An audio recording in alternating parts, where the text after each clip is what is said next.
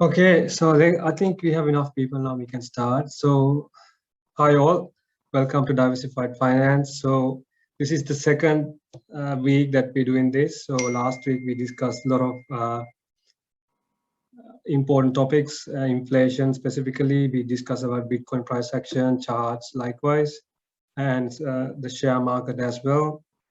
So, let's start off right now. So, the first topic is deflation. So, everybody can hear me, right? I hope so. Yeah, I can hear you, man. Okay. All right. So topic number one, so deflation. So this is simply the quite opposite to what we discussed last week. So inflation is, as we discussed, there's two things to see: hyperinflation, money printing, plus velocity of money. So deflation is the complete opposite. So that's simply a less amount of money chasing bigger amount of goods, right? So in that kind of scenario, the retail sellers probably have to put down their price. So you have more. If you have a lot of if you hold a lot of cash, that means your cash could buy many things compared to during like an inflationary environment. So basically, if you look at all the recession or depression, it's kind of a deflationary event where people tend to sell their assets and then they go into cash. They look for cash. They keep on looking for cash. So property market, for example, if property market goes down by say 10%, and if everyone starts selling their property and go for AUD, that's like a deflationary event. Same with Bitcoin. Whenever we are seeing when we saw like 85% correction from 2017 all the way from 20,000 to $3,000 drop, 85% correction. That's called like a deflationary event, where if you're holding a lot of cash, then you can buy a lot of assets, because compared to cash, assets prices are going down so much. So that's called deflation. It's the same thing when it comes to I would say, like if you go to supermarket and then back in the day, right now you won't see it, like probably 20 US dollars in 1975, 80 would probably you would be able to buy like a trolley full of goods. But right now, because of inflation, they've been keep on printing money for so long. You might not be able to buy as much as goods compared to 1980s or so, because that means the dollar has devalued for so long, because that's an inflationary cycle. But within this cycle, when we see like a recession, or depressions and recessions are deflationary events.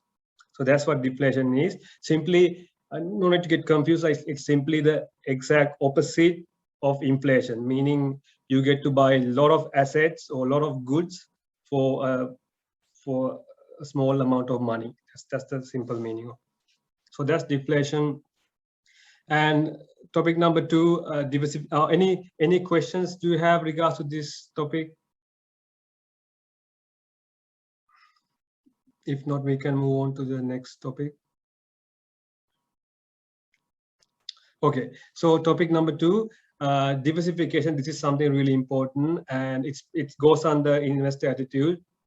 As we know, especially in Australia, right, we are like so much in love with property, right? And then I know a lot of friends, they have maybe 2, 3, 4 investment properties, so they fall in love with investment properties. But what I've been telling them over the years, right, it's diversification is very important. It's simply what you're trying to do is you're not going to put all your money. Let's say as an investor, let's say you have like 100,000. So if you wanna, I know you can't buy a house for 100,000. Like you won't be able to do that right now. But as an example, let's say you can buy like a house for 10,000, for example, right?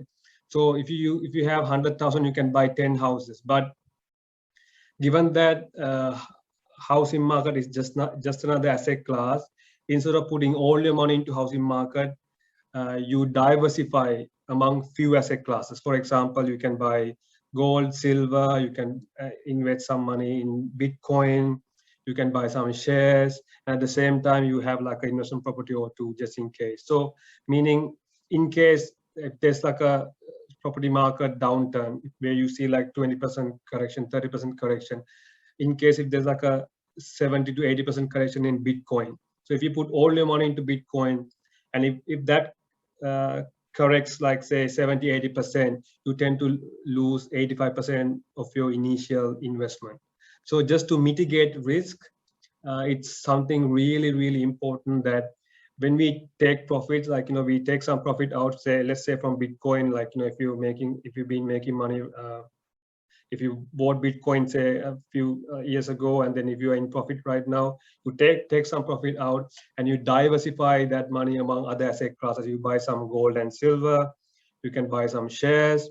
So likewise, you can spread your money across few asset classes, 3 to 4 asset classes. So if Bitcoin goes down, that's not going to be a worry for you because you got gold and silver. If gold and silver goes down, Bitcoin goes down, no need to worry because you have an investment property, like, it might accumulate, it might go up in value. So likewise, it's simply we use this strategy to mitigate risk. And you can also use this strategy to increase your wealth. Simply, whenever you take profit, you say, let's say you made double your money from Bitcoin. You just take a portion, you sell 50% of your profits and take it out, and you can spread that across the other asset classes. And maybe a year later, Bitcoin drops in value and then gold goes up. You can sell a bit of gold and silver, take some profit, and use that profit to buy Bitcoin shares and likewise. So you can spread that across among other asset classes just by taking profit. So you can also, you can use diversification to mitigate risks, to reduce risk, and also you can use diversification to increase your wealth and buy more assets just by taking profit and spreading it across the other asset classes. So that's diversification. So do you guys have any questions regards to that topic?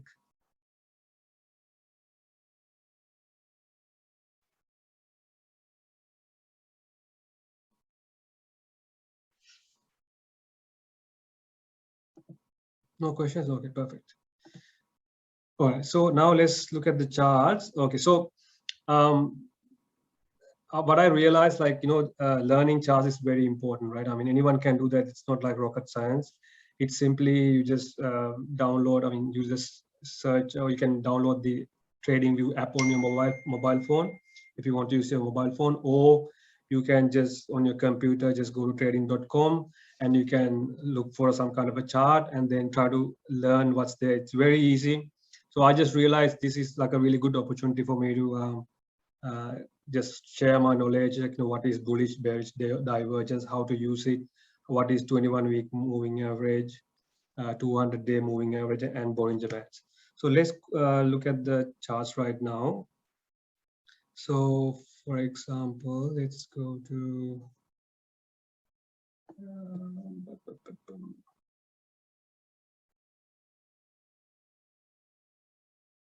so I'm just taking this, it's called SLP, like, just to explain what bullish divergence means. So normally, it's we look at the RSS. Okay, the first topic is, hang on a sec. Can you guys see the chart? No, right?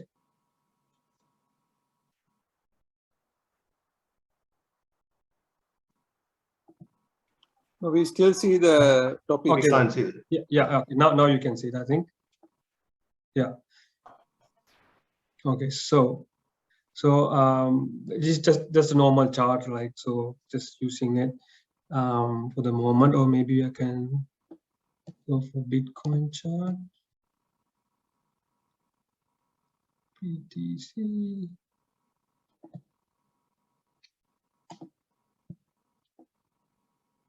Yeah, so let's go to 4-hour chart. So this is bullish bearish divergence, right? So this is what I'm gonna discuss right now. Okay, so for example, this is the Bitcoin chart. Okay, this is the Bitcoin chart. One second.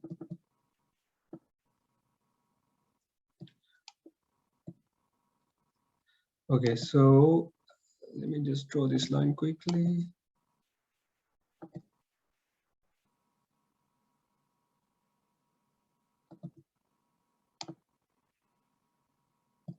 Yeah, so whenever we discuss bearish divergence, we actually comparing price action to RSI or any kind of another indicator. It could be MAC, even it could be MACD, which is right here down there. So this is bearish divergence. That's what I'm going to discuss right now.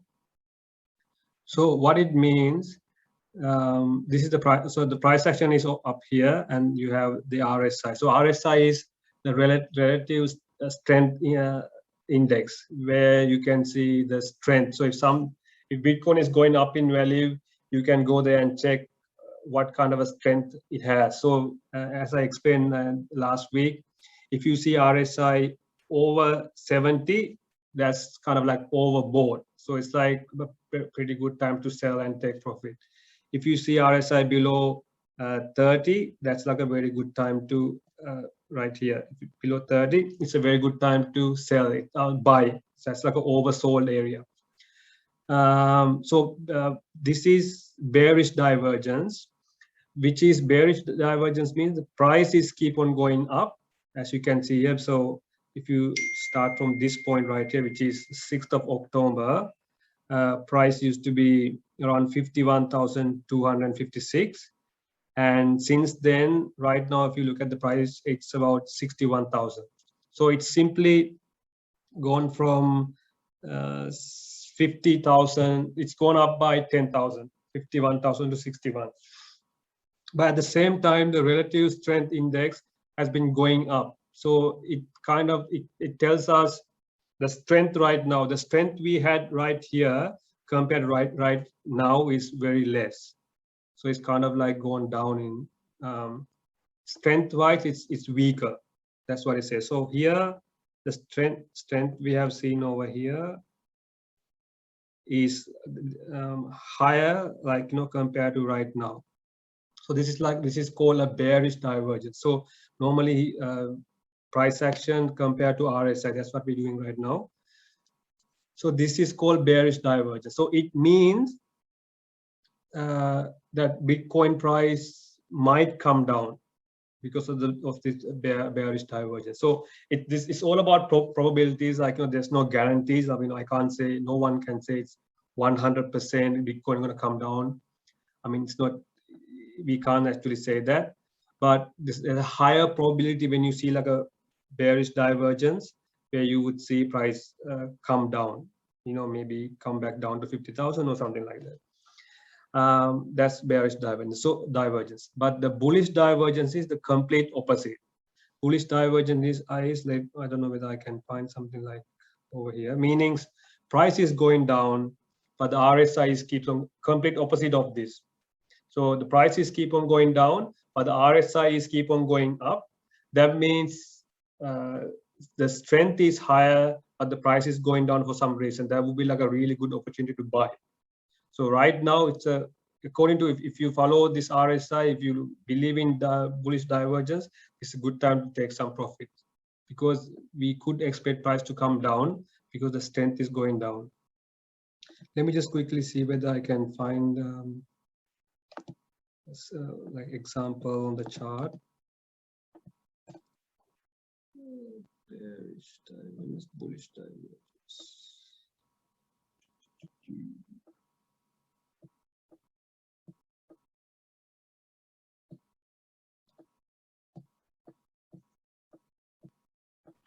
I think you got one there, right? Here, somewhere in the middle, like. The price is going down. Where you were earlier?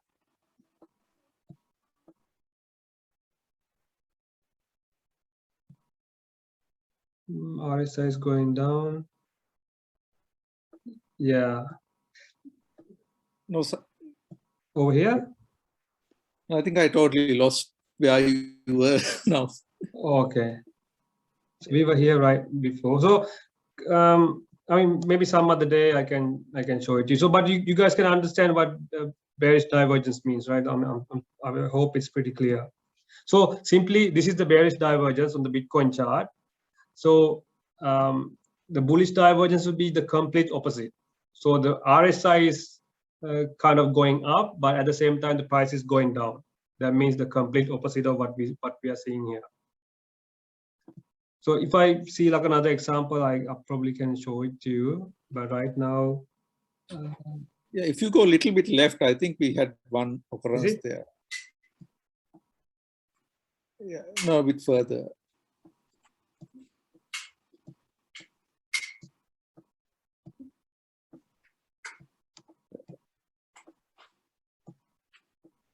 Yeah, here in the middle. here, right? This is you have to have it other way around, right? So because there's probably a little lag when by the time we see it, you probably, yeah, here I think somewhere in the 10, between 10 and 11. From the x-axis, you see the 10 and 11. So further in the RSI, there you have a or 10. Oh no, there's another 10 to your right. Oh yeah. You're right. Yeah. Here, yes. So yes, good one. Thank you very much. What's your name? Forgot your name. Sorry, I'm Samir. Samir. Oh, okay, man. Okay. Thank you for that. Okay, so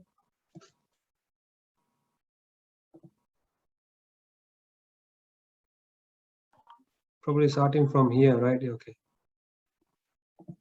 Yeah, you got the RSI going up while the price coming down. Yeah, like this. So from perfect. Okay, so this is the bullish divergence. Thank you for that, Samira.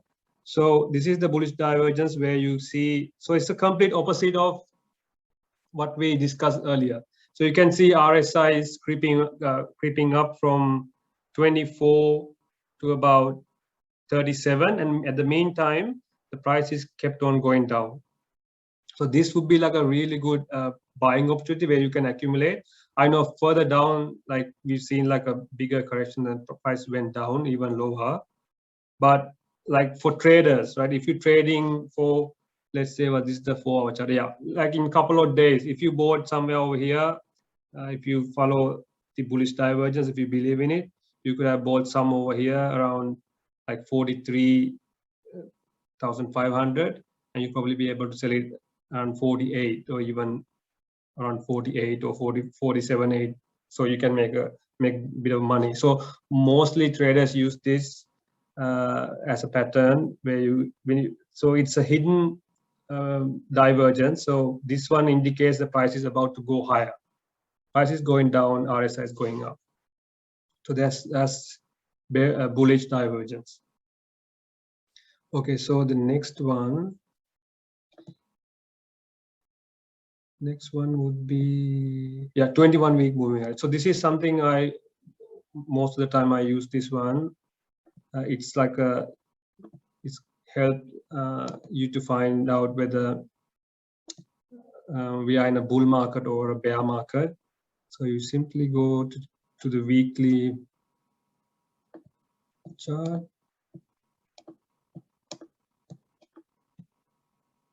Where is it?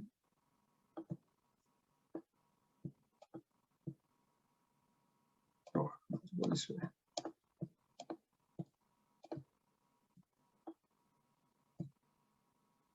Okay, clear.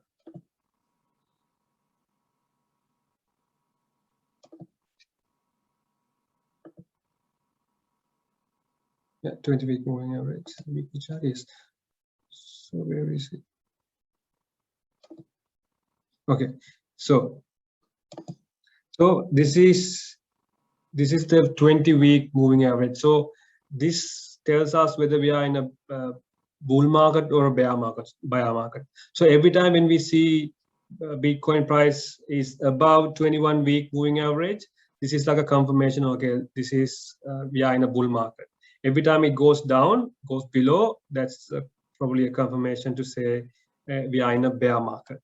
So, for example, if you go to 2017, yeah. So in 2017, we can see it holds Bitcoin price about 21-week moving average for few weeks, probably like a month or so. And then since then, we've seen like it goes up and come back and retest.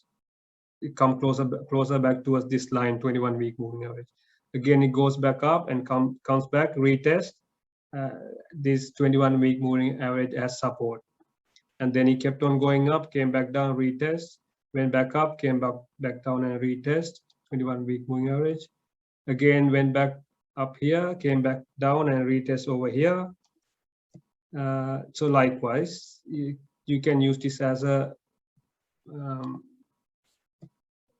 to find out whether we are in a bull market or not. Every time but when it breaks, if it goes below, then we tend to see a bear market. So what happens here? It kept on testing and then it just went so high, like it went so high, like went so away from this 21-week moving average all the way to like 20K. Then what happens if it drops below 21-week moving average? It tried to go back up, come back again and retest. And now it becomes like resistance. So it goes up there, rejects, comes back down, goes up there, rejects, comes back down, and retest over here, goes down. And then this is this is during 2018, it dropped like from 20K to 3,000. And then once it has gone above here, it just keep on going up. So up to here, we were in a bear market. As soon as it has gone above from 21-week moving average, then we got into like a mini kind of a bull market.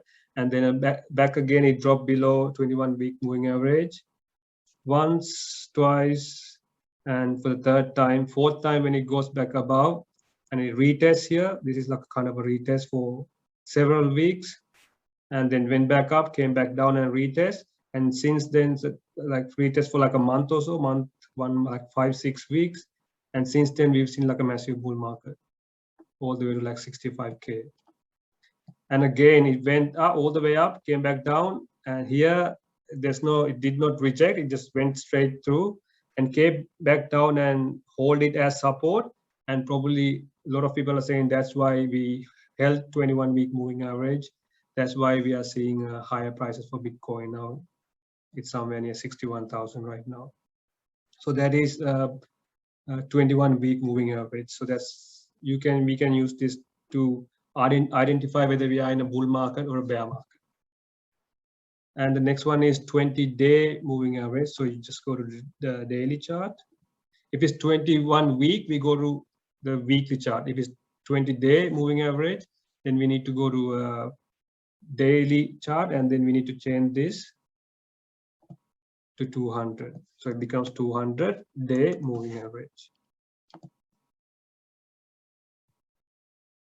So this is similar, like something similar to 21-week moving average. So every time when it's above, some traders use this one more than 21-week moving average.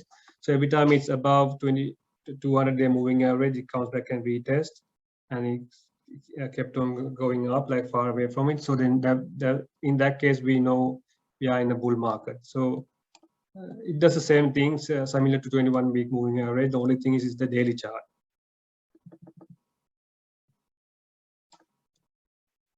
So in 2017, as you can see here, it went far away from 200-day moving average, went back down, and then held this one as resistance. Went back down, trying to break, came back down, and kept on doing that. And as soon as he went above, we are in a bull market, and came back down.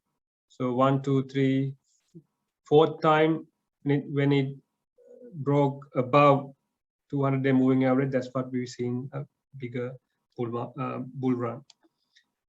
And right now, just few months ago, it actually, let me just make it a little bit bigger.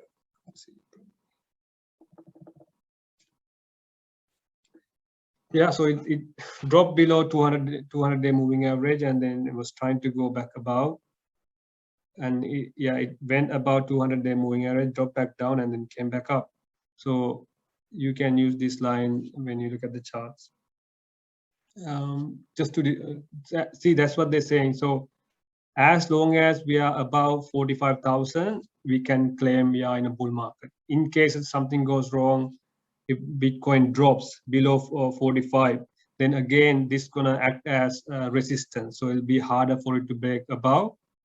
So as long as we are about 21-week moving average and 200-day moving average, we can call it like, you know, a bull market.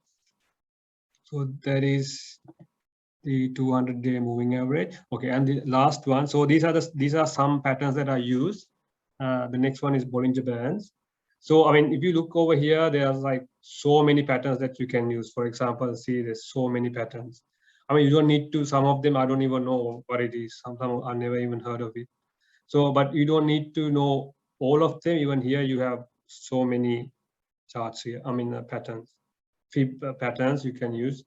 But I mean, I just use like, you know, few of them. That should be enough. So as long as you stick to it. So the other one, I think I need to get rid of this one first before I add anything. So the next one I use is Bollinger Bands. Yeah, so this is kind of helpful as well, especially if you to find out whether we are overbought or oversold. So as you can see here, there's like an upper Bollinger Band and then like a lower Bollinger Band, and then like, you know, this is like right in the middle. So every time we've seen, like every time it goes above the upper Bollinger Bands, it tends to come back and retest. That's what we've seen. For example, I think I've seen this on Cardano. Maybe we can try this on Cardano. Okay, let's go to ADA. Just give me a sec. ADA. Yeah, so this is the Cardano chart. So as you can see here, every time we gone above, like away from upper Bollinger Band, that gives us an indication this is overbought. You know, when you see, like, I remember like looking at this, I probably sold Cardano at this price. I think it was probably 240 or something. Yeah, somewhere over here. Right over here, around 240, I sold Cardano because just because of using Bollinger Band. So I knew this is overextended, because every time you see price goes above, away from Bollinger Bands, upper Bollinger Bands, then every time that happens, it'll normally gets probably, you know, the price will drop and come back down and test the lower Bollinger Band. So it has happened many times, especially for Cardano. It happens like few times actually. As you can see here, it happened over here, and over here, and over here. So every time it goes up, it's a good time to sell. And then you wait, and then when it goes back down to like the lower Bollinger Band, you can buy it at that time. And then if it goes up here, you can sell again. I mean, this is for if you're trading. But even if you're like an investor, if you bought Cardano a long time ago, and if you're trying to figure out what time to sell, whenever you see it goes above upper Bollinger Band, you can maybe sell 5% and take some profit out. 5% here, 5% here, 10% here, likewise. So I think Bollinger Band is really helpful. But there are some times it just price just keeps on going up. But if you're an investor, you have a bit of idea, okay, maybe it's a good time to sell, because you know it's gonna come back down and retest a lower Bollinger Band. So maybe there's some more examples. Yeah, so here, that's the complete opposite. If you see it goes lower, this lower Bollinger Band, that would be like a good time to buy. So if you look, even if you look at the RSI, that might, yeah, so RSI confirms that as well. So every time you see it goes below a lower Bollinger Band, away from lower Bollinger Band, that's a good time to buy. As you can see here, if you bought somewhere over here on this week, it just went from like $1 to about 150. So that's like a 50% profit. Again, it went back down, and then so basically it just goes back and forth, like hits upper Bollinger Band, comes back down and hits lower Bollinger Band. So this is like a really good indicator that you can use to buy and sell, or if you trying to figure out like it's a good time to sell, you can use these Bollinger Bands. Yeah, so that's Bollinger Bands.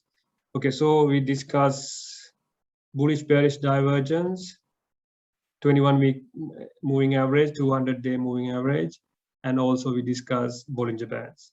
So every week I'm just trying to go through few technical indicators likewise. So I mean, it's just anyone can do this, right? It's not rocket science, so anyone can learn this. So you don't need to rely on anyone, right? So you can do your own work and try to find out yourself whether it's a good time to buy or sell likewise. So any questions regards to these indicators or topic 1, deflation, diversification, or the indicators we discussed right now? Any questions do you have? If you have, you can ask, or anything you want to add. The next topic is gold and silver. Anything you want to add? Tamira, you want to add anything? I just wanted to quickly ask about the hidden bearish and bullish divergence. You follow that one? I heard few people saying that there's a hidden bullish divergence, hidden bearish divergence. Yeah, but I mean, I thought that's what we discussed. Is it something different to that? If you know, you can explain to us. Finally, I didn't study a lot. Okay. It's slightly different. Probably for next week, I'll have a bit more look into that one. Okay, then. So maybe we can use that for next week then. Yeah. I'll have a look. Thank you. Okay. I wanted to see whether you already know, and because I heard it, No, but I didn't get it. Yeah, I think I mentioned it, but I actually thought that's same what we discussed. Maybe it could be something different, or we can just give it a check. Maybe next week we can go through it. Yeah, sure. Anyone else has any questions?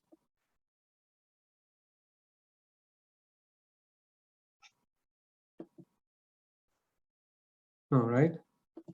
Okay.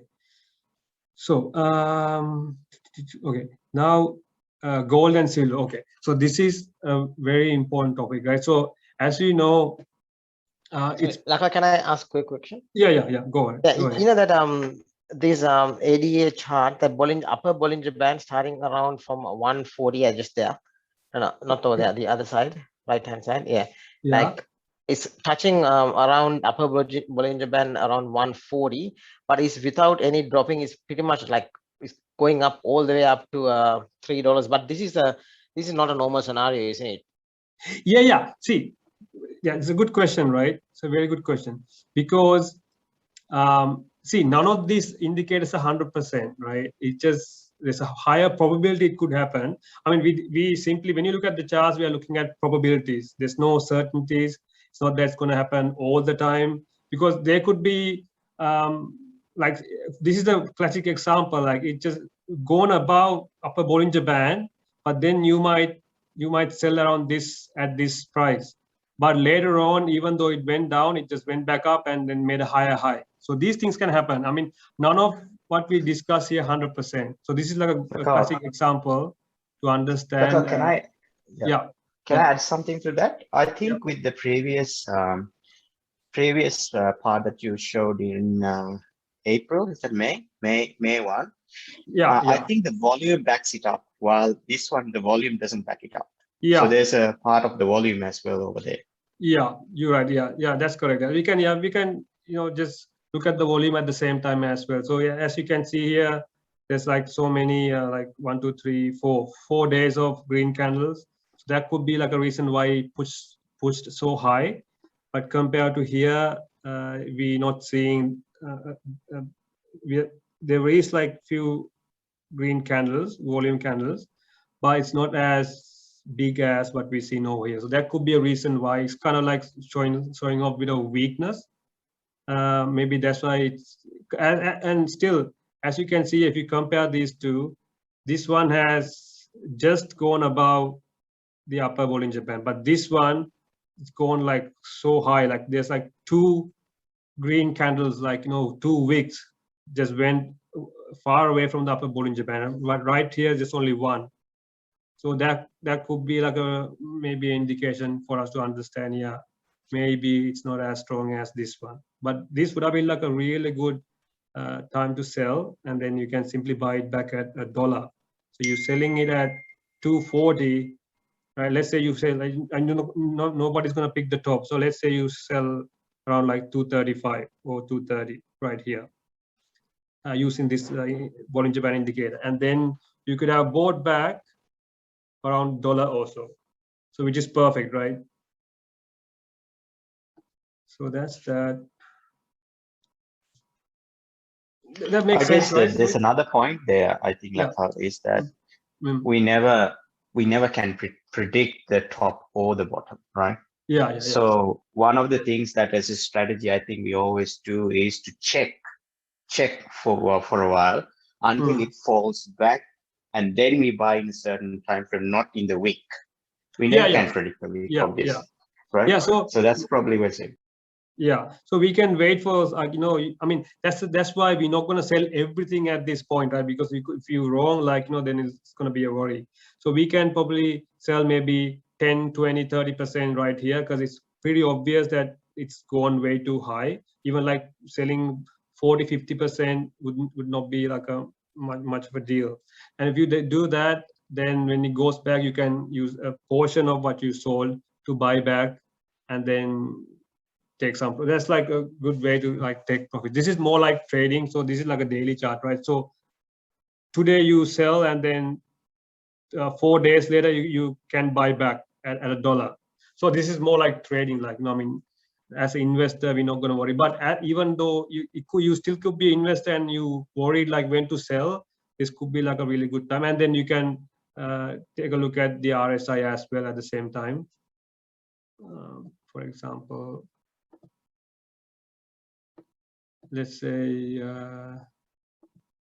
yeah, so even RSI just went above 70, which is 75, but over here would have been a better place to sell, because you've seen like, higher RSI. But right here, when you're right here, you don't know this is going to happen, right? So that's why we sell like maybe 10, 20%, take some money out. And then if you see RSI at 88, 89%, that's a perfect time to sell, like, because even this is even more overbought situation right here compared to over here. So it's all about like selling portion, like, right at the top. You can't pick the top, but along the way you can just sell a dollar cost average, sell 5-10%, take some profit out. Okay, so anything else you guys want to ask or you want to add? Okay, so let's go to the next topic then. So the next one is gold and silver. So this is last week we did not discuss about gold and silver, but it's really important that I just want to bring this up, because as we know, like everything we do right now, it's on the net, right? For example, Bitcoin.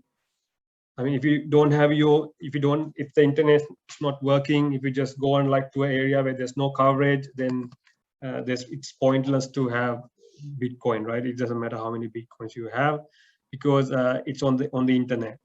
If there's like some kind of a cyber attack happen, and then if the government says don't open your laptop, like, if you open up your laptop, your laptop will be, there'll be it'll be virus affected.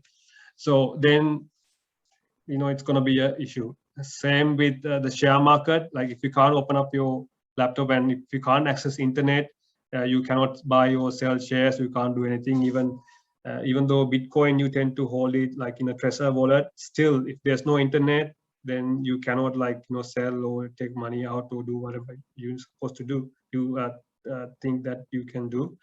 So that's where gold and silver comes, right? It's really important because it's something physical that you hold in your hand. Either you can probably keep it in a locker also, like where you have like easy access. So let's say hypothetically, right, that there's like some crazy event happens, and then it's like a cyber attack all over the place, and or someone just had to press the internet kill button. There's no internet. I mean, if I told you this probably before COVID, you might think I'm just crazy, right? But who knew, right, that we're gonna get locked up in our houses for like 2-3 months, right? We never thought it's gonna happen. So anything is possible in this world now. Everyone knows that. So let's say, for example, that's why I mentioned this in the while you as part of your diversification, you also need to have some physical gold, not paper, physical gold and physical silver. Especially like gold bars or gold coins or likewise, or silver coins. Given that the reason, like if there's something wrong with the internet, so you could have like a few asset classes, but none of them are working. But if you hold physical silver, you can just barter, like you can just give your physical like a silver coin, and you can exchange, and then in return you can say, for example, your neighbor, so there's no internet, you can just give him like he's willing to accept a silver coin because it's something really popular, and he might give you some rice or something. Like I'm talking about like a worst case scenario, right? I mean, I'm not expecting to happen, but in case, that's why it's part of diversification. We need to have gold and silver. And if you think about it, like everyone knows, like it has like more than 5,000 years of history. So that's why people always say as good as gold, right? So the history, even if you got a price chart, like even anywhere you look, like most people have a lot of faith in gold and silver because they tend to think it's rare. So physical holding, physical gold and silver in your portfolio is very important. That's what I believe. So just in case, if there's no internet, you still have some kind of investment on you. You can sell it, like go up someone and then give it to someone and then ask for some cash. So it's important, I think, to have gold and silver. Any thoughts on that? Anything you guys want to add?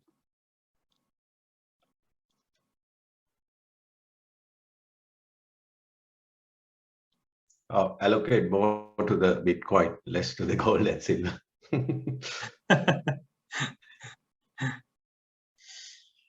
Okay, so we can have a look at the gold and silver charts as well. Let's go. Yeah. If you're buying silver, FTX, there's a silver token, ETF, iShare Silvers. I find that's the best one to go with the silver. Which one is that, Sam? You go to FTX exchange. Do you want to log in? Yeah, that iShare. Go on. Where's the iShare? Just type silver there. Just type silver. Just type silver on the search thing. Yeah, hold on. All right, let me see. Come down. Yeah, last down, SLV, iShare. That last one. That one. Yep. Trust. That's the one. It's on FT. So it's a trust. Okay. All right. Yeah. Yeah. Yeah. You can also invest in silver and mining, gold and silver mining stocks as well on ASX. So that's something you can. One option you can. Yeah. See, the thing is, if you wanna go on, yeah. Go on. It's okay.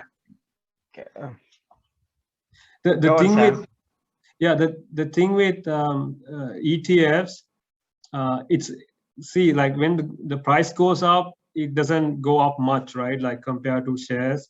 I mean, it goes down, it doesn't go down either. So it's either way, it's good. Can I just point out something? I think So we got Bitcoin and cryptocurrencies, right? Then we got shares and whatnot. We can use at the share market, ASX or NASDAQ or whatever that is, right? Then as a separate asset class, I think physical silver and physical gold is the separate asset class we can utilize, because then again, we're looking towards, if we go to an ETF or in share market point of view, we're looking at another share sort of point. So which is good in a way, so we can have a diversification in our share portfolio. But same time, I think what you just mentioned, I think what I've got out of that, please correct me if I'm wrong, is that to have physical gold and physical silver, which is a different point of, which is another asset class, right? Yeah, true. Yeah. That's the whole point of diversification, right? Every asset class has its pros and cons, positives and negatives. So when it comes to Bitcoin, you cannot hold physically. Physically, you cannot hold Bitcoin. It's on the net. It's on the internet. So as long as internet is there, you can access Bitcoin, buy and sell all the other cryptocurrencies, NFTs, anything like that. But gold and silver, you can physically hold it in your hand, right? So as I said, worst case scenario, it might not happen. If some cyber attack, or something, then if we have no access to internet, then there'll be a problem, like, what I'm going to do. But Lakhal, it did happen.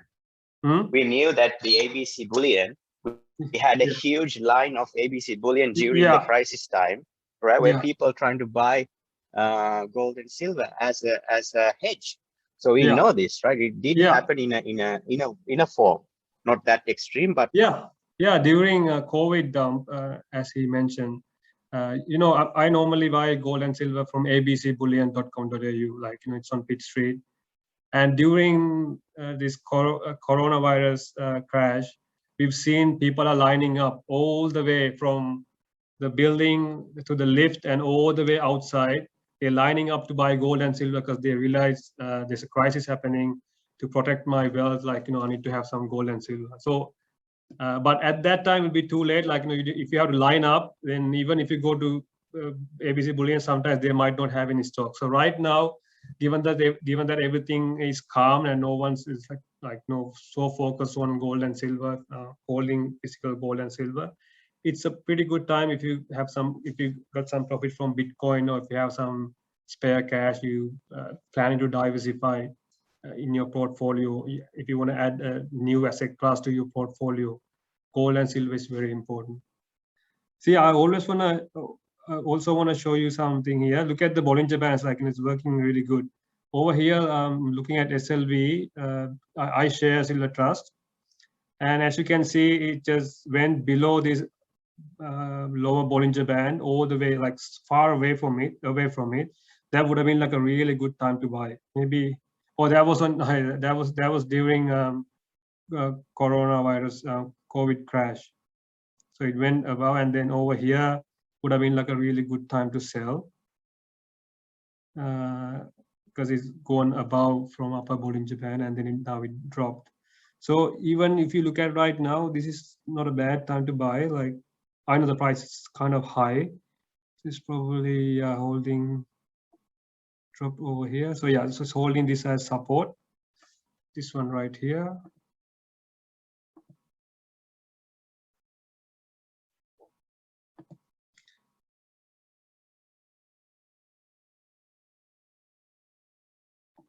Yeah, so this is like acting as support at the moment. So this is like a resistance line before, and then it broke through, came back down, did not come all the way to 19 bucks. So $19 would have been like a really good entry point, and the RSI is not too bad. And you can see MACD is trying to it's trying to cross. So it's kind of like, this is like it's turning, the blue line is turning. So that means like selling is, there's more buying happening rather than selling. So this is right now, even at 21, it's not a bad time. I mean, this is not financial advice. I'm not asking anyone to buy. You can do your own research. Yeah, so what about, like, let's go monthly chart. Yeah, so probably in 2020 or no, in 2010. So long time ago, it used to be 40. Even right now, it's not a bad time to, given that we are going through like so much inflation. This is like a hedge against inflation with no physical gold and silver. So you can hold it.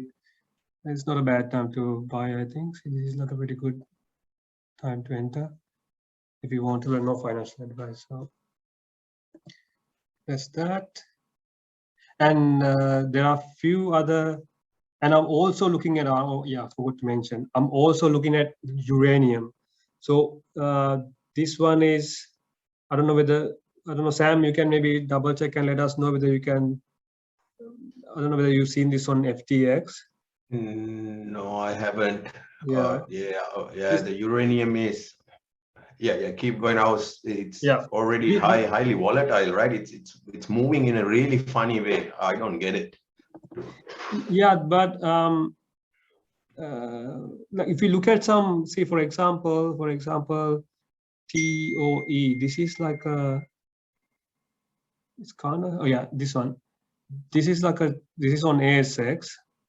So recently, it used to be around like what, around like 1.2 cents in August, and then it pumped all the way to 5 cents. So it's just like gone up by like 500%, something like that, something similar. And now it dropped. Maybe it dropped all the way back down to 618. So this is like a golden pocket. So would have been like a really good second entry point. But right now you can see like bigger sell volume like over here, and then RSI is kind of not so bad. MACD is looking good, but you can dollar cost average by DCA by this one if you want to invest in uranium stock. So this is like a one that I hold at the moment, Toro Energy. And then there's more. Then you have this one, Peninsula or something. Yeah, Peninsula Energy. This one recently just pumped a lot, from 11 cents to about 35 cents. So that's not a bad. This is like a pretty good. You could have made a bit of money. I mean, if you're trading, but if you're holding for long term, this would have been like a really good entry point right here, around 12 cents to about like 16, 15 cents. Right now, maybe it's too high, kind of going up a bit too high.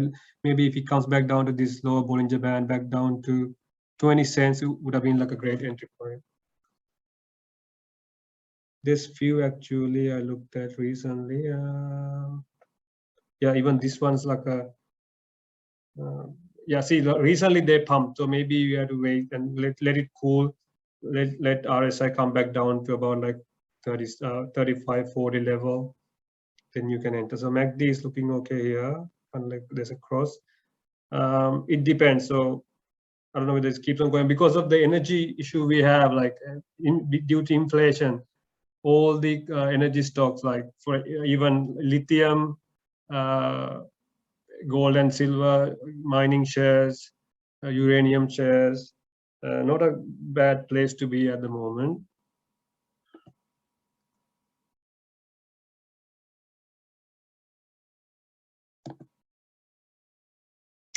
Let's build.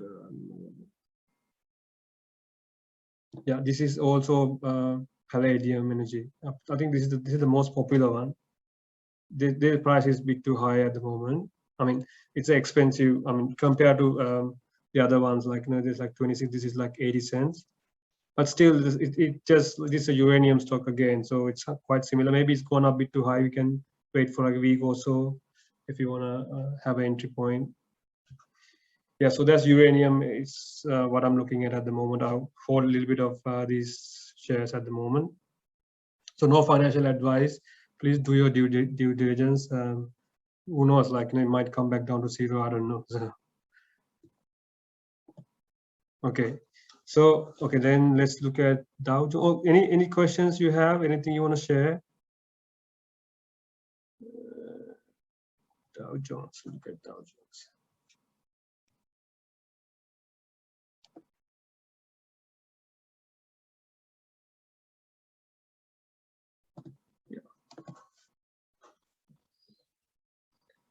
Yeah, so again, so now we know what Bollinger Bands. I look at this. So it's kind of going above the upper Bollinger Band. So meaning there was a bit of a gap here, down gap. I think it's already been filled. Was it somewhere over here? Looks like it's been filled. Anyways, yeah, so there's a gap here now. Probably it'll come back down to fill it. So as you can see here, but RSI is not too high. It's about like 60. It's not as high as over here. But let's wait and see. Like, I mean, we have economic, like globally, we have so many issues, especially coming from China. Most of their property developers are not going through like a really good time at the moment. They've been skipping their prepayments. So outlook is not so good. And then normally what happens, US investors, they invest in these companies. So there'll be like a contagion and then it'll spread across the globe. It could happen.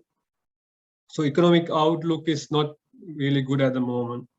So that's a bit of worry. If Dow Jones comes back, it might go back down. Like, let's see what will happen. Like if it breaks above this point right here, which is 35,650, 644, then that's like a higher high compared to here when it breaks above here.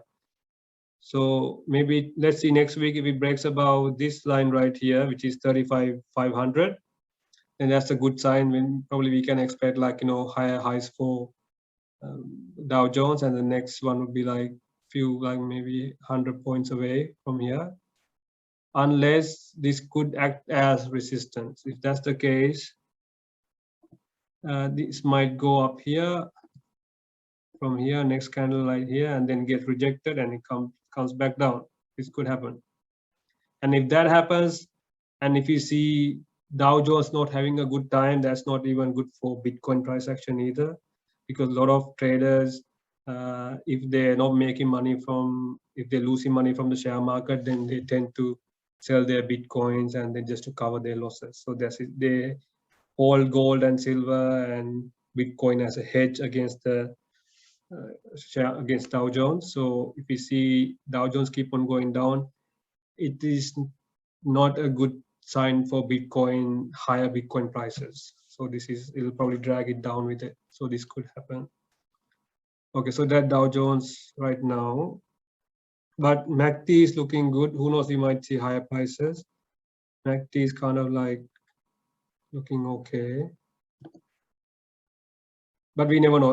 If it breaks above here and then there's like another 100 points for us to make a higher high. If that happens and it comes back down, retest this one as a support. So if it breaks like that and then comes back down, retest, then it could go even a lot higher. So these two scenarios, either it goes up or down, like it's pretty obvious, right?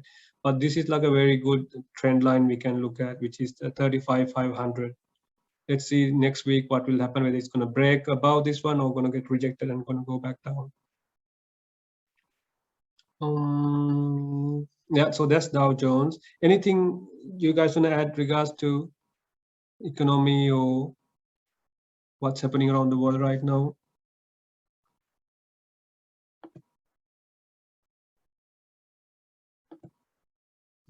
Okay. So in that case, let's look at our favorite asset class. It has outperformed every asset class in the world so far.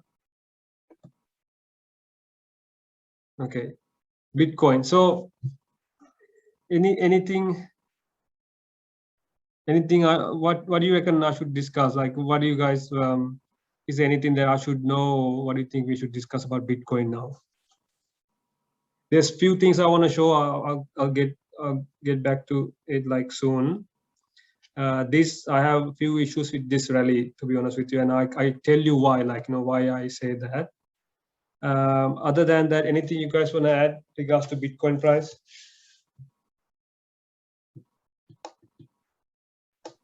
Sorry, Chamira here. I'm really interested in seeing your view around like where the 63, 64 area, like how you see it, or what kind of predictions we have at this stage. There's this like really interesting scenarios, like very less volume. Yeah, man. The other. Yeah, you're right. I agree. That's a bit of a worry for me. That's why I got into like some leverage tokens, like probably leverage all tokens. But for Bitcoin, I'm still waiting to see what's going on. See, as you can see here, this is the weekly chart. Can I ask why you worry when the volume is down? Yeah, when the volume is down, it could be like a fake rally. So the thing is, to push the price up when there's less volume is very easy. You know, they can use bots, or they can just print so much tether and use tether, like, you know, to put in some buy orders just to push the price up, especially when we have less liquidity. Say, for example, it's the same way when it goes down as well, right? If you don't have much, there's no many sellers on exchanges, right? That means the volume is less.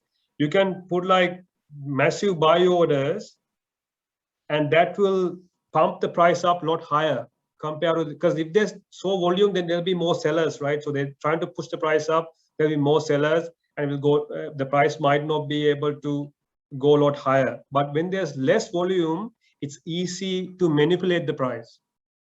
So this is one indication. Samira, maybe you want to add something as well, I guess. Yeah, exactly. That's what I see as well. Yeah. Like, because at this stage, like, if someone want to sell, like, let's say someone brought around 30s, 40s, right?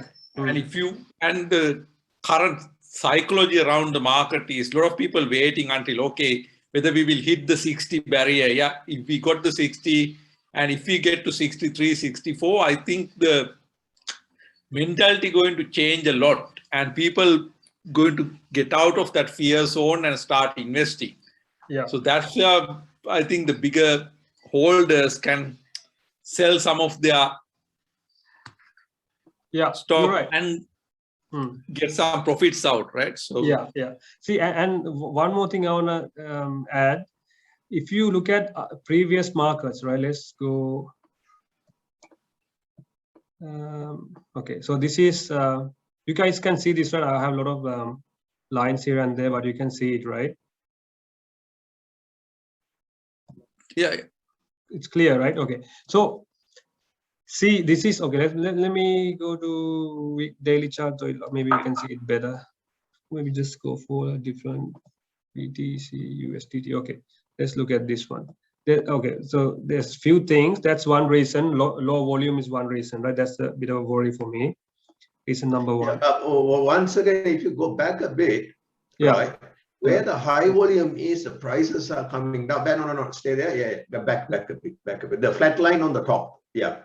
Right. Yeah, they just stay there, right? Yeah. So here on this chart, what I see, right, the volume is up and the price is down, but when the volume is on the middle flat, right, the low volume, it's more stable on the top.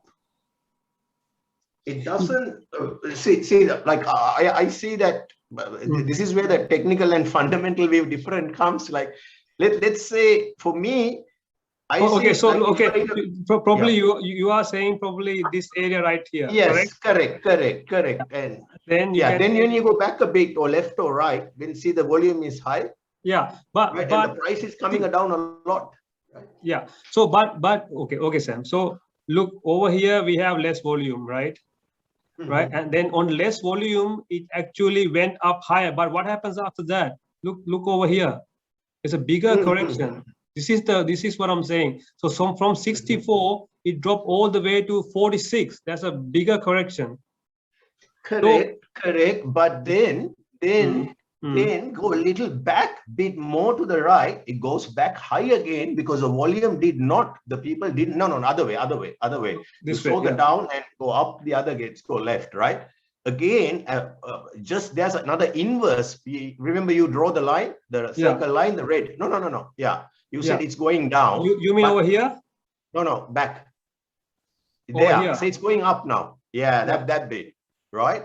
Because the volume didn't change. So the market thought, okay, man, it's going up. Let's dump a little bit. But no one came with the volume.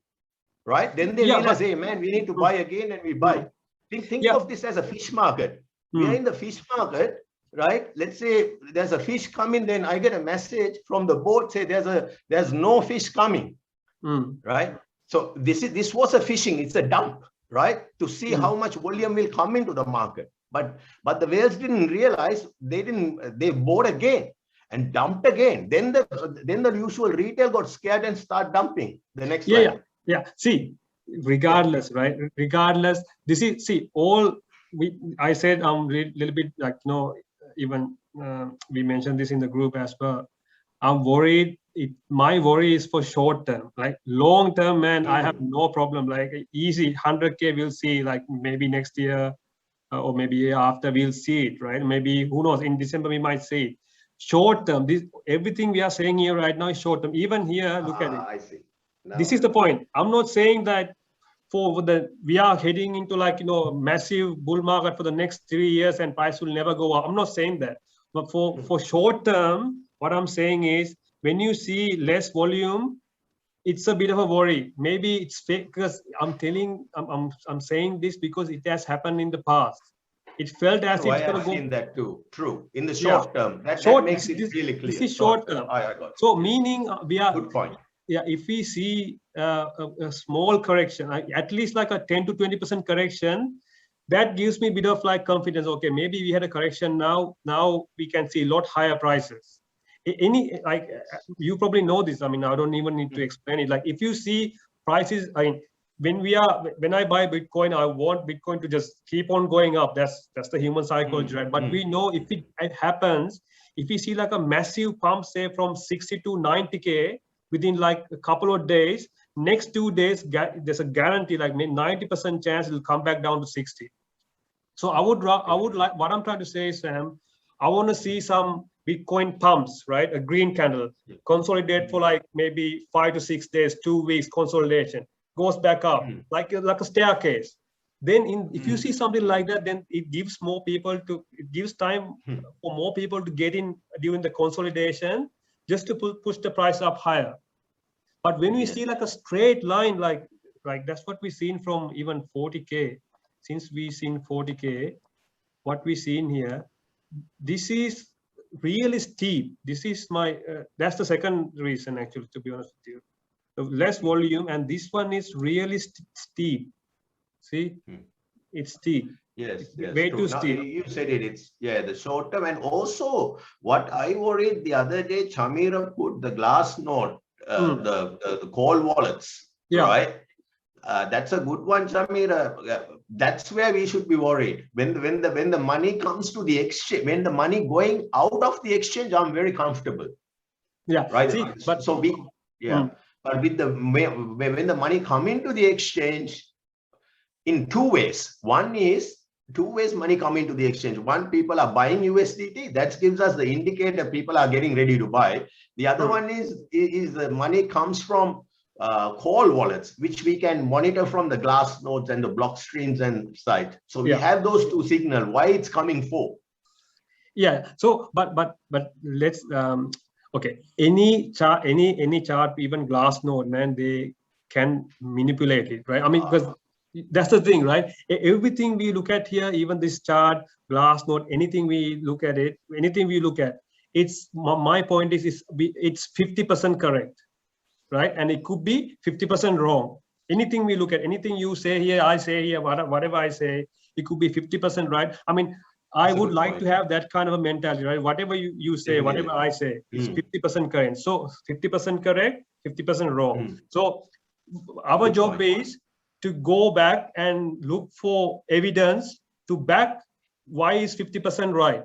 And at the same way, we want to find evidence like to back why is 50% wrong. And when we get them all that together and we come to a conclusion, okay, maybe this is 80% right in that case. So this is what I'm trying to get at. Yeah, I think there's another point that we need to view on this as well. Now, there's few categories that Sam, in a way, I agree with Sam in some instance. What I'm trying to point out here is there's few categories.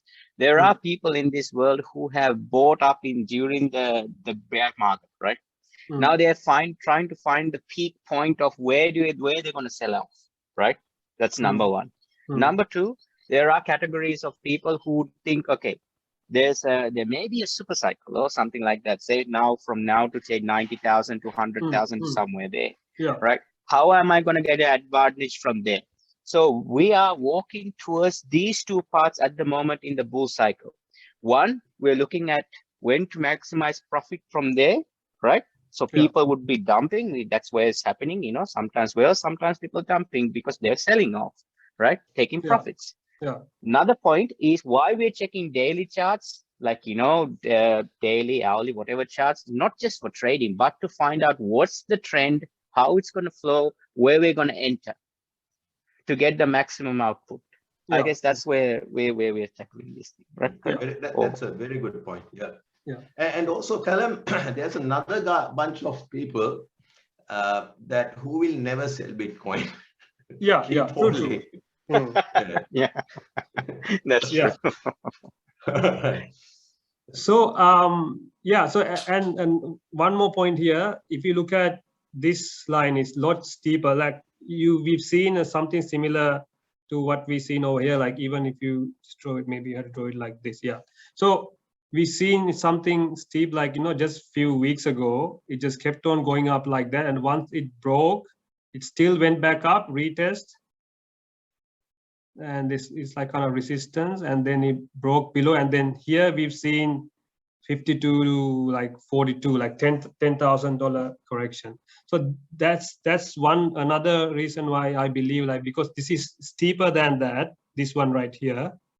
So once it breaks, then we might go up and retest this one, and it'll be like resistance, maybe up at 63, 64, 65 likewise, and then we might, I'm worried that we might see a bigger correction. And even if you look at the Bollinger Bands, you can see it just keep on sitting on the upper side of the Bollinger Bands, right? The 50% is somewhere over here, which is like 52. So and if you look at the lower Bollinger Bands, it's all the way back down at like 40,000. So this is another reason why I say, like, you know, less volume. This is way too steep, like compared to what we've seen before. And if you look at Google Trends, so there's another one. I need to back what I said, right? So let's just look at Google Trends.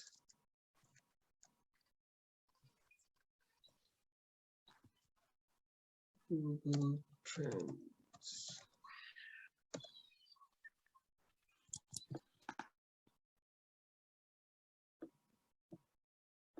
So if you write Bitcoin,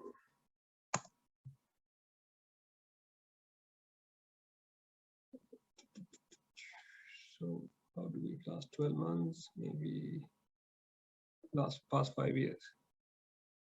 Okay, so this is the Google Trends. So this tells us, like, you know, how many people search Bitcoin on Google, right? But it actually, when we saw, this is like in 2017. So when we seen like higher Bitcoin price, like, you know, somewhere near 20K, that's where the Bitcoin term, like, you know, this search term, when hit like 100 or at all-time highs. And at the same time, you've seen 20K Bitcoin price, which is an all-time high back then. And since then, it's like, you know, nobody cared about Bitcoin because we're in a bear market. It just kept on going down. Maybe this is when we saw the 14,000, because there's like a small spike because price went up. And here is when, I think, when we hit like 65.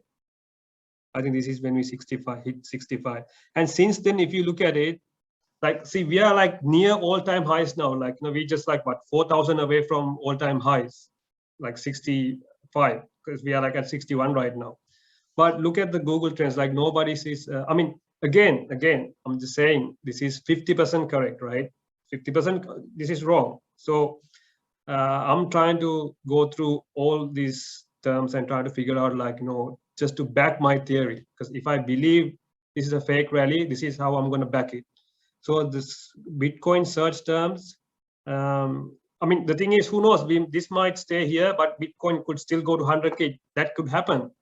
But if we want to rely on our history, right, the past previous price action, depending on previous, if you're going to depend on previous price action, what I believe, we are not at all-time highs. Lakal, yeah. Lakal, I've uploaded a sort of like a capture from a thing I've listened to from Ben. Can you please put that there so we can see that? Like, put it in the chat. So it's like the market of Bitcoin from 2012 to now. So you can see the changes or whatever thing. So you can probably go through that and read what you just mentioned. Did you like where did you send me the Diversify Finance in Telegram group? Oh, okay, hold on.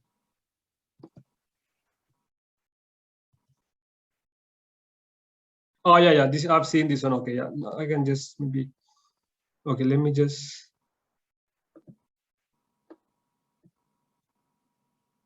This is like with Alicio, right?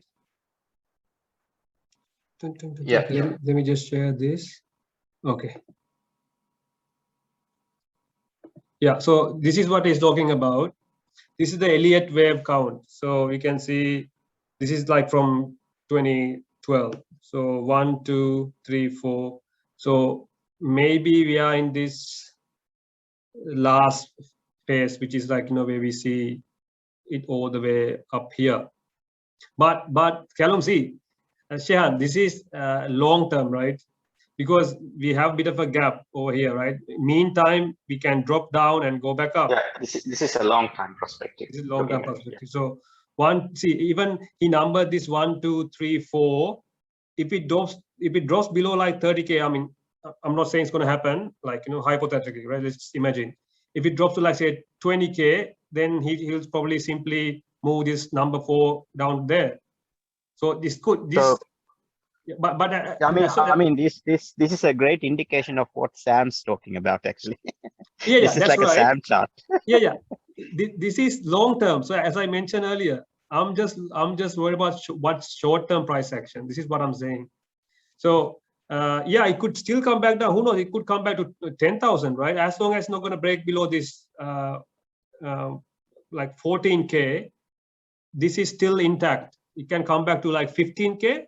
I'm not saying it's going to happen. Still, he'll just move this number 4 over there. So this is still intact, 1, 2, 3, 4, and then we might see 100K. So yeah. So I mean, like, for a long-term holder, it has always been profitable. Like, if you can check this. Oh yeah, of course, absolutely, yeah. Like, if you don't want to sell Bitcoin at all, right? But having said that, like, let's say for example you bought Bitcoin over here, right? Let's say around, I don't know the price over here, maybe what is it, like $100? Yeah, probably over here, like, not 100, maybe say 500, and then it went all the way to like 20K. Let's say from 1,000 to 20K, it went all the way, like in 2017. So it has gone up by 20x. But if you at the top, or maybe along the way, if you just dollar cost average sell, and if you take some profit out, like let's say you sold 50% of your Bitcoin. Like, if you say you're worried not gonna sell everything because you worried that it might keep on going higher. Let's say you sold 50%, and if you done that, when Bitcoin dropped back down to like 3,000 or on its way to 3,000, you could accumulate more Bitcoins, right? But it really depends on what you want to do. Like, you can buy and hold, like, just forget about this. Whenever you want to sell, you can just open up and sell, like, because you still be like, making money. But there could be people like who would like to take some profit, like, when you see like a parabolic top like that, in what we seen in 2017, and you can use like a little portion of that money to buy back more Bitcoin at 3K or 4K, 5K, easy. So like, if you sell one Bitcoin at 20K, when it dropped to like 5,000, you could have bought 4 Bitcoins for the price of 1, right? And you're not going to complain about it. I think this chart was utilized, not more than that, Lakal, the chart was utilized to prove that this is not the peak of the cycle. So as you mentioned in the previous thing, you had said you said you don't think this is the peak of the cycle. So what they've taken is to take the 2013 chart and prove the same pattern is going at the moment. Moment. Again, we don't know. Yeah, but the thing is, I really don't think they'll make it so obvious to us? This is the question I have. I mean, anyone can look at this chart, like, and then say, okay, see, it's quite similar to what happened in 2017, and exact this same thing might happen, like, 3, 4, and it just goes straight back up, right? It can, I'm not saying it's not going to happen. If it happens, I'm still prepared. Like, you can stay 50-50, right? Anyways, it'll be good. But my point is, this is in front of everyone's eyes, right? But whales or whoever manipulate these markets, I don't think they'll make it that easier for us to do that. So, I mean, for example, simply someone who joined, like, bought Bitcoin a few months ago, right? Every time he looks at his portfolio keeps on going up. And you don't need to do any research. You don't need to have any kind of knowledge. You don't need to know about charts, right? And if you look at extreme greed, that's another question I have. So it's at like 78. It's somewhere near extreme greed. This is not a good, I mean, if we have like a short-term correction, I feel a lot better. That's my point. Short-term correction, at least come back down and retest 21-week moving average or 200-day moving average. But this one, by looking at this, anything is possible. It could go straight to number 5 and hit 100K. It could come back all the way up to 20K, and still it's within this cycle, like, still intact. Some sort of a consolidation. There could be consolidation, yeah. So by looking at this, we cannot say for sure we are going to see a super cycle. We cannot say that by looking at this right now, because we don't know, right? It could happen. It might come back down and then go back up, like, next time. So that's what I'm saying. So that's why, I mean, I would like to be more cautious, right? I mean, this is what I think, right? I mean, if you've been investing in Bitcoin for some time, when I see profits, I would like to lock it in and then take it out.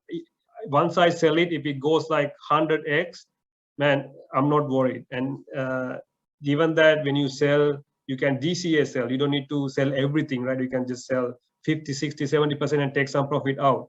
And if it goes higher, you still okay, right? You still have some Bitcoin to sell at those prices. So this is how we need to play. Like, the problem is, the last thing I want to do, it's like, be like an extremist and say it has to go up. I'm not like, whatever the chart says, I would like to go by that. The chart's telling me it's going down, I'm ready for that. The chart is saying it's going up, I'm also ready for that. We should have like a level mindset, like level-headed mindset, especially when you look at the charts, because you might think this is what you want, but it might not happen, right? Because that's what everyone wants right now. Majority, like 90 to 80%, if you look at fear and greed, it's at 70%, 78 extreme greed. Majority of the people, look at the YouTube titles, right? Everybody's saying 100, 200K.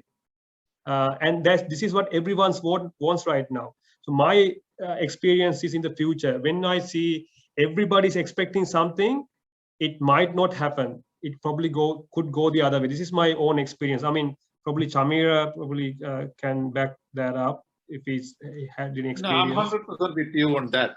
Yeah. Suppose, think about the smart money there, right? Yeah. And they could, at this stage, they said over 99% of the Bitcoin ever brought are in profit. Yeah. Right. Yeah. And yeah. big money who's trading them, they don't want to hold Bitcoin and say, they want to take profit, push the prices down, and buy back. Again. Buy back again. Yeah. Yeah. There's more profit for them. For them, exactly. And someone shared, I think Charit shared a video about what's his name, the Sri Lankan billionaire, Sri Lankan born billionaire, Chamat. See, and it's he was talking about Tesla, and he's saying, oh, Tesla is a really good investment, blah blah blah. And then the guy questioned, like, do you hold any Tesla shares? And he's like, no, I sold everything. So this is what I'm saying.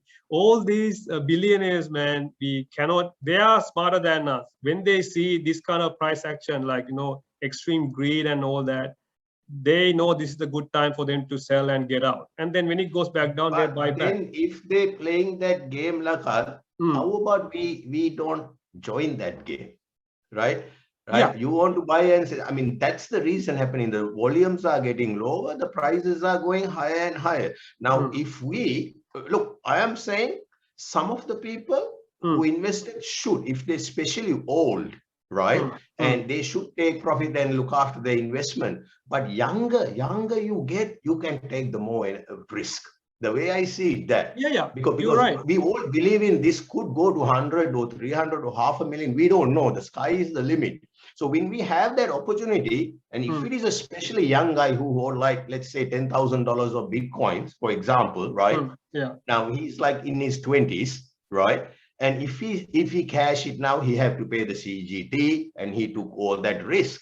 Right. But if he think of it as a long-term investment, okay, bloody hell, it's only 10% of my the total asset. Something happened. I mean, look, let's think rationally. What's the chance it's going to zero? Very, very low. We've seen it came 29 and going up.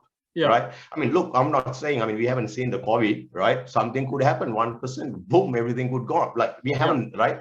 So, but looking at all that, my thinking is, if you're young and hold, just hold it, right? Because more trading you do with the age. But if you're older, someone like me, you know, hey man, don't take too much risk, because if you lose it, you know, too much, you don't put all the eggs like that. So I'm just sharing a little bit of my fundamental strategy. You know? See, Sam, like, to be honest, Sam, I'm actually not worried so much about you. I'm pretty sure you bought Bitcoin at the right time and you holding, you have a long-term perspective. But let's not forget, right? There are people in this group who recently joined this market, right? Who recently looking at this market. And I'm going to share this on my YouTube channel, and I'm going to share, like, you know, like send it to my friends or in Sri Lanka, or it'll be on YouTube, and a lot of people can go through it, right? I'm going to share this on TikTok, so a lot of people will go through it. And there could be people right now who watching this video clip, but what we talking about right now. And the problem is, I'm just trying to give them the message, be cautious. That's my point here. So if you like new to Bitcoin, if you hold in Bitcoin for some time, if you're in profits, like who cares? You just, even if it goes to like 15K, you just you just hold it, right? You don't need to sell. My point is, but I need to look after the small guys as well, who recently, new beats who recently joined. So if I just tell them, oh, perfect, this is a good time, get in, and the next day, if I see like, you know, 50% correction, right, then they're not going to be happy. I mean, I need to cover a lot of people here, right? So we need to cover a lot of people. Definitely. What so that's why I'm saying, I would show that the what I call the Callum sheet.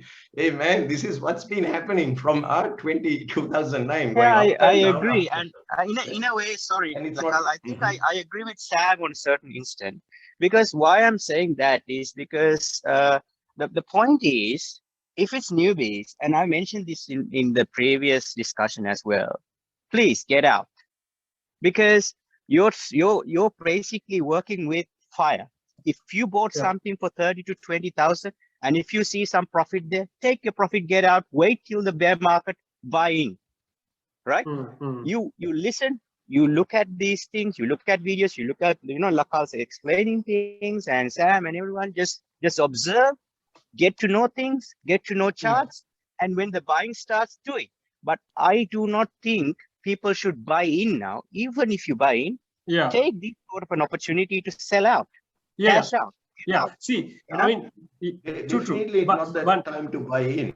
What I will tell the people, hey, right now it's a bull thing, right? Wait till, I mean, look at this thing. What goes up comes down every cycle. We can clearly see that. So if you own a little bit, yes, there's another one coming in the halving and all. We know that, right? That's how it operates. So my point, first I tell to anyone, hey, don't put all your eggs in one basket. What you invest, what you can lose, right? That's true. So, that's true. So once I put that in 5% or 10% of your portfolio, you have diversified house, cars, whatever, and this is the digital properties, right? So you put something in there.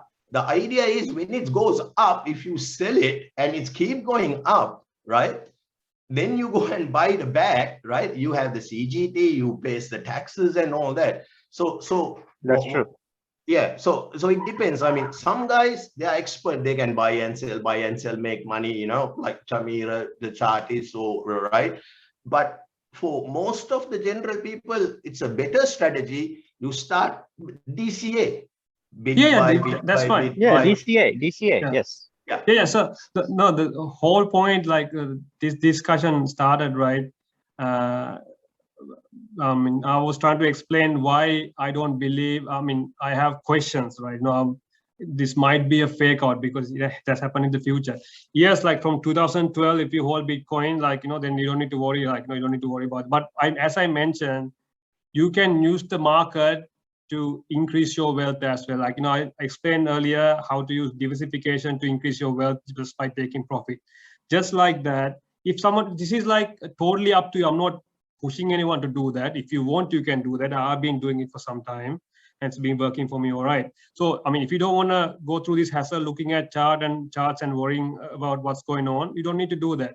But as I explained earlier, if you bought Bitcoin at 1,000 and if it goes up to 20K, as you said, I'm not saying for you to sell everything. You can DCA sell at one Bitcoin. Let's say you bought like 10 Bitcoins at $1,000, right? So 10,000, and it goes up to like 20K. You can sell one Bitcoin, right? You don't need to sell even. You can just sell like 10% of your holdings just for fun, right? Just for fun. I mean, we don't. I mean, in this market, the last thing I want to do, like buy at the try to buy at the bottom, like a very bottom down the wick, right down there, and trying to sell it at the right at the top. I mean, nobody can do it. I mean, I'm simply me. I know I can't do it. But my point is, if you want to use the market to increase your wealth, and if you want to use the market to increase your Bitcoin holdings, you can buy 10 Bitcoins at 10,000. You can sell, for example, one at 20K. Like you still have 90%. Or you can sell maybe, even if you have 50%, you still have 50% to do whatever you like, right? You can sell one, let's say you say one Bitcoin, like 10%. And when it goes down to 5K, not even the bottom at 3K, let's say at 5K, you use that 20K and buy 4 more Bitcoins. So instead of having, when we look at the next bull market, you increase your Bitcoin holdings. Now, at the start, you had like 10, you sold one and got 4 back.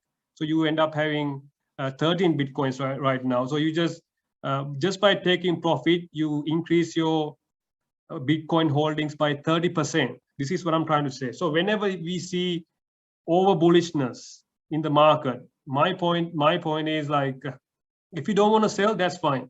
But if you see over bullishness, extreme greed, and or like some astronomical price predictions like 100K, 200K, 300K, what I've noticed in the past, I could be wrong, but if you look at the history of the charts, you always got a chance to buy back lower. So it's okay to sell a little bit of money here and there. Yeah. Oh, sorry. That's given, I guess, we have to put this thing, I think, given that you have a proper structure as well. Now, for a long-term investor, you can hold it for more than 1 year and then sell, right? Which we go to see is, CGT, right? But if it's not the case, you should open up something like I don't know, like I mentioned few options last discussion, or a company or something that you can do this buy selling job, right? Because otherwise you're paying tax. So I'm not saying that you can still earn good money, right? But still, for a beginner, I think they should be cautious about that fact, right? All these facts that can hold you in this market for a long period. Yeah, but we have, I mean, we'll get to this later, like, we have a strategy for that, right? So what I normally do every year, when I say I'm not waiting for like a bull market, every year I just accumulate Bitcoin. So in that case, the next day, if I buy Bitcoin, let's say I bought Bitcoin last year, right? And then last year in June also. And this time it's almost more than 12 months now. So it goes to CGT. And right now I can sell the Bitcoin I bought in June, right? And sell some and then take some profit out and use that money to buy more Bitcoin if the market goes down. And same way, I'll buy Bitcoin this year as well. So no matter what happens, I'll keep on adding Bitcoin or to, not exactly Bitcoin to like portion, like maybe it could be half a Bitcoin or 0.5, 0.1 Bitcoin likewise. But that Bitcoin you bought a year ago or 2 years ago, you can sell that as a sell it and take some profit, and it'll be like more than 12 months. You've been holding more than 12 months. You only pay CGT. So we have a strategy to do that. Like, so every year you add some Bitcoin, like, whenever you see like a downtrend, when you see RSI going down so much, extreme fear, you add some Bitcoin at that time. A year later, you sell it. So regardless, like, let's say in 3-4 years, right, Bitcoin has gone up to like 300,000 or something, and then you sold. You still have to pay CGT. Right? One day you have to pay CGT. Like, you probably can buy and hold for some time, but it depends on who you are, right? For me, sorry, Lankal, the best strategy is borrow against it rather than selling it. In another few more years, there are DeFi central finance company coming. We'll mortgage our Bitcoin, we borrow, and we live. So the inflation is keep going, interest is going. Someday we come up with some sort of find a good lawyer and do a, what do you call that, trust or something, and we pass that over after 100 years or that. And that's what this is what I'm saying. This is what the rich people does. They never sell it. They never pay CGT. They pass it through some sort of a legal loophole. I mean, that's the best way to make money. Yeah, but the thing is, like, when you say borrow against it, again, like you meaning like, correct. You if just you sell 30% or high, if you borrow, you pay like whatever 5%. Yeah, that's right. And then when you say borrow against Bitcoin, that means you have to give Bitcoins to some company and then borrow it. Decentralized finance, DeFi platforms, and all that. Again, Sam, that's the thing. There's risk involved in what we do, right? See, I'm not saying you need to sell all, borrow against all your Bitcoins. So you can do maybe 10% of your Bitcoin and borrow against it. That's fine. There's no problem with that. But what I'm saying is, it's okay, like, to take some money out and pay CGT and use it to like reduce debt. I mean, if someone at the end of the day, like, when you need money, if you don't borrow those money, right, when the liquidity comes, you have to sell it. But what we here as a saving plan, right? If it is a saving plan, what I'm looking at is it better that money staying in Bitcoin or cash? So even if you sell it, let's not forget, we are turning Bitcoin into cash, right, and putting in the bank, which is inflating 2% per month. 24, I mean, just average. If you're in Argentina, it's like 70 or 80% per year. But some like America or something like 15% or something, right? After 3 years, you halved your money, the way the inflation going. That if and plus you pay CGT.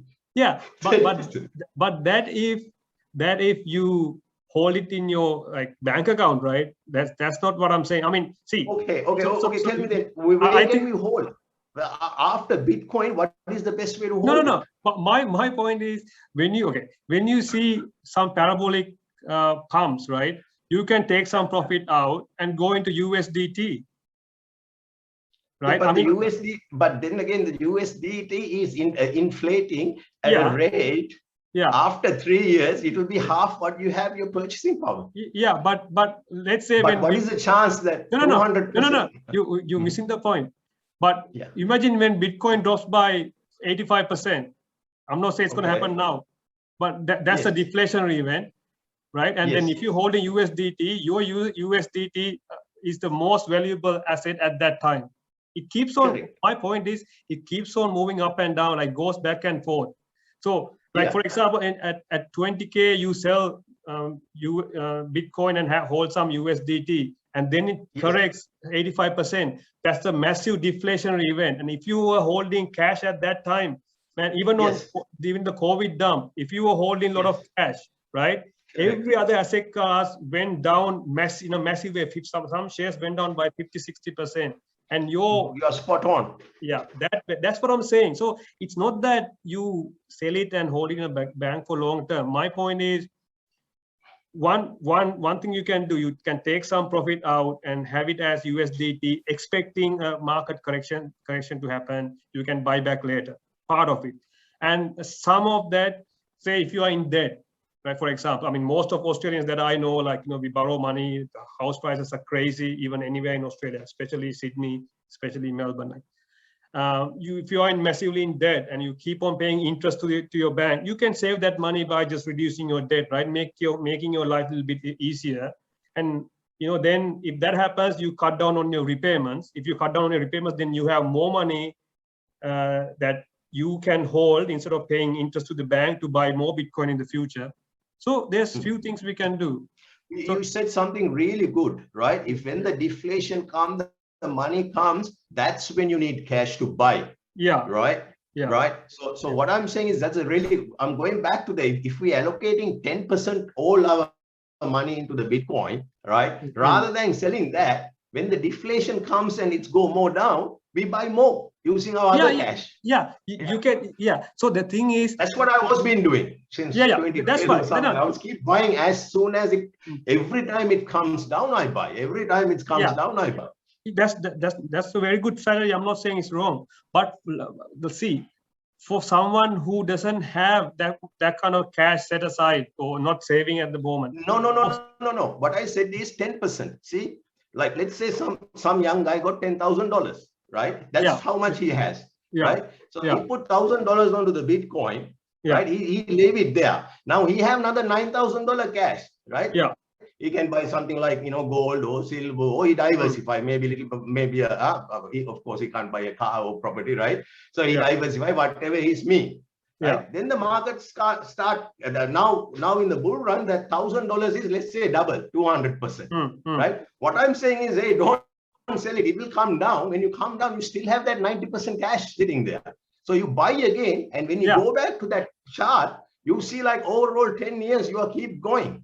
Yeah, but the only worry is if people put too much money that they can't afford, they borrow and they buy because of the greediness. That's where the problem comes in. So don't do that. That's my advice to the young guy. Don't borrow in high interest and put it there. Yeah, that's where you get worried, and that's where you can't sleep. Yeah, and at the same time, it's still okay. Like if you hold, like say for example, you hold like for example, you have 10 Bitcoins during a peak, right? Because the thing is, this is something I have done, like, so I cannot go against it because something that I've done, I have a bit of experience on doing so. Like in 2017, I did not sell anything. I had so much greed, I was holding it, right? And then I've seen my portfolio drops down by 90%, right? I mean, I have a lot of friends, probably Vic is here, like he's one of the guys who started buying Bitcoin at early days. So we had a lot of discussions about this. And my point is, you lost 90% by not selling, and you could have sell like 10% at the top, and that would have helped me to buy back a lot more than I hold at the bottom. That's what I'm saying, bro. This is the thing. Yeah. But can I ask you something? Like now, you are a young guy. Like when I start this thing, I said, it depends who we are, how much money, and we have different strategy, buy or sell. So when you start Lakal, right, while ago, right, 20, right now, are you still holding the same amount of Bitcoin or more? No, not at the moment. No. See, that's my worry, buddy. That's my worry. Now, what happened? It's going skyrocketing. Will you join that? You keep thinking. Yeah. See, Sam. Okay, that's a very good point, right? But see, as I said last week, I'm here to make money, man. Like I mean, Bitcoin is not the only option. Like only way you can make money, right? I mean, look at the leverage tokens. Like, what about trading? Leverage trading. You can make so much Bitcoin. I mean, especially, okay, I'll tell you one thing. These leverage tokens that I'm holding, I bought recently. Which one? What's that? We can make some money here now. Go on, come on. Okay, so first of all, before I go into this is not financial advice. I'm not asking anyone to buy leverage tokens. This is highly risky. Like, I'm trying to help people like just to stay away from this. Don't you gamble. need to your put money, that right? alarm. You need to put that alarm now. So let's say, for example, BTC up, for example, like on Binance. Okay. So similar token during the COVID crash, it dropped to $391 USD. 390. Sorry, Lapal, would you be able to show the BTC up and down index for some guys? You know how you do that? Is there any chance you can share that? Okay, let me explain this and I'll go through. Right, okay. Yeah, so this is a similar token to something similar to Bitcoin up, right? So during Corona dump, it dropped to 300, let's say 391. I've seen it on the chart. I might not be able to see it now because they don't have so much history. I've seen it with my own eyes, so you can trust me on this. And then it's $400. And when Bitcoin hit 65K, man, from 400, it pumped to like 120,000, right?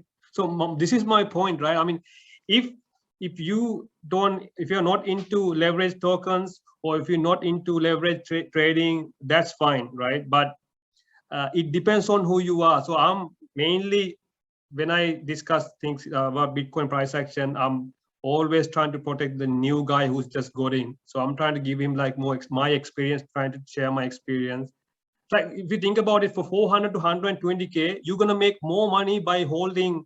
There's more risk involved, yes, but you probably made more money by holding, by buying BTC up rather than holding Bitcoin. Then you have this question like, why would I buy Bitcoin when I can make more money from leverage tokens? So my point is, just because you can make more money from BTC up, it doesn't mean you sell all your Bitcoins and then you buy more leverage tokens, right? But you can still hold your hold your Bitcoin, and you can still buy leverage tokens. And when the market goes down, during the peak, you can buy BTC down, right? For example, BTC down you can buy. And when the market goes down, if market goes down to like 20K, you can use BTC down, because BTC down goes up. It's inversely correlated. You can use BTC down and buy more Bitcoin at that time. So I end up having my overall strategy, as you said, like in the future, I want to hold more Bitcoin, but I'm trying to find ways to take profit when there's extreme greed, when there's so much over bullishness. I'm trying to take some money out in order to accumulate more Bitcoin. So can I give a little bit of a point on that? Yeah, I firmly believe that this is my opinion, right? This is nothing to do with anything. Please, again, this is my opinion. My opinion is that anything up and down, BTC up and down, it's in, say, Binance. Binance can manipulate that market, because we do not have any other insight of any other indicators from a different company or a different organization that can see that, because it is correlated to BTC. But how much? I have tried this. I have checked, you know, I have checked this, right? I have checked this many times in different tokens as well. I couldn't find the relevance and how they manipulate this, how it happens. I can't see that point, you know? So that's why I'm saying, yes, it's a good strategy, but my opinion is that if you're a newcomer, do not touch it. Do not touch it. These leverage tokens can be manipulated by Binance. As we said, it's no financial advice. They do that. You ask, they do that by, I think they get the order books. Like, we put the orders, then they see how much orders people are willing at the prices and all that. I mean, they are giving those depth charts and all this and that. But before microseconds and seconds and the artificial intelligence and, you know, like billions of transactions going, you know, the speed of light, very fast. And that's where the manipulation happening, guys. That's what I think. Yeah. So and the other thing is, so okay, so let's going back to what I mentioned earlier. So I've shown like few things why I don't believe this is like a real price action for Bitcoin right now, given that these reasons, the prices, and the other reason is, every time we like seen we hear like some kind of a news, right? Towards that day, I think it'll be out on Tuesday. I mean, regardless whether they're going to say yes or no, right? If they say yes, I still believe we might see a dump. So because it's just buy the rumor, sell the fact. It has been like that. It might not happen, but even if you look at 2017 peak, that's when they came out with Bitcoin futures, right at the top at 20K, or I think on the way down, maybe a couple of days after. And since then, we see like a massive bear market. So I'm not just telling you my opinion. I'm just telling you what I've seen in the charts in previous years. So I think this could be something similar to that, or until the day that they announce that they're going to come up with the ETF. Price could pump, even could hit 65. Who knows? Maybe it could go to 70. But after that, we might see it's like 50-50. Like, I'm not saying anything like going to happen for sure. We might see a dump after that. So my point is, if we can sell and take some profit right now, if there's we don't know that, but if there's like if I'm relying on history, like if the history is in an indication, then I know if I sell one now and then if Bitcoin drops to like say 40,000, I can maybe buy like 1.5 Bitcoin, so increase my Bitcoin holding. So this is what I'm saying, like what Sam is doing and I'm doing probably at the end of the day, it's the same thing. We just want to increase our more Bitcoin holdings. So Sam got his own strategy. He doesn't want to sell. He just keep on adding, and every time it goes down. So that's fine. For me, it's different, right? People are different. And very important, I'm in a different age category and as well. Yeah, I understand that. Yeah, right. So and having said that, yeah. So my strategy, whenever I see over bullishness, I try to sell and a portion of my Bitcoin and then hold a lot of USDT, expecting if the market goes down, I'll buy back. And still, who knows, when, let's say by December, Bitcoin shoot all the way up to 100K, right? And that'll be like a parabolic pump. If we from here, if you see 100K Bitcoin at probably mid-September, that'll definitely has to be a parabolic top. And what happens after that? 85% correction, right? That's what the history says. So according to history, even if Bitcoin goes up to 100K, it might come back down to like 25,000 or 20,000. So that's like another 80% correction if it goes back down to 20K. And then if I'm in USDT, I can buy more Bitcoins at that time as well. So that's what I'm saying. Like, I think for someone to do this, I think you need to have a lot of patience. Like, I mean, see, like at 52, I thought, okay, it's gonna drop and it's gonna go all the way like below 40, and I'll probably able to accumulate around like 30 to 40K. But it did not happen. But that's okay, right? It's just simply controlling your emotions. So as I said last week, it's not just I hold Bitcoin. I got silver, gold, and I got some platinum, and I hold a lot of shares as well. And I have like a unit in Blacktown, like let's say it's an investment property or whatever. So I have like all these asset classes, but I'm telling you right now, I'm not married to any of these asset classes. Anyone can come up to me and say, like, Bitcoin is going to zero tomorrow. I wouldn't care. I don't really care. If someone come and say, like, gold is gonna crash by 50% tomorrow, I would not care. If someone might say, like, the share market is going down by 50%. But what I'm trying to do is, if that happens, I'm ready. I'm always ready. If the share market goes down, I always have some USDT. I can quickly convert it to AUD and invest in the share market. I can do that. This is what I'm preparing. So the last thing I want to do, push myself to a one extreme and expecting that scenario to pan out. And if it's not going to happen, I'm in big trouble, right? So this is what the point I'm trying to say.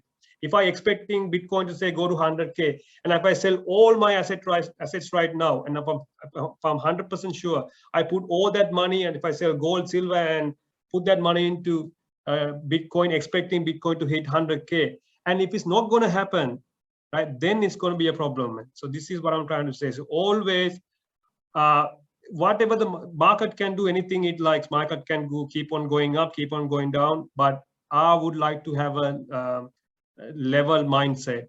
Just because I've seen like a green candle, I'm not going to be extremely bullish. And the next day, if you see like a massive red candle, I'm not going to be extremely bearish. So I cannot keep on changing. I'm not saying anyone is doing that. This is what I do.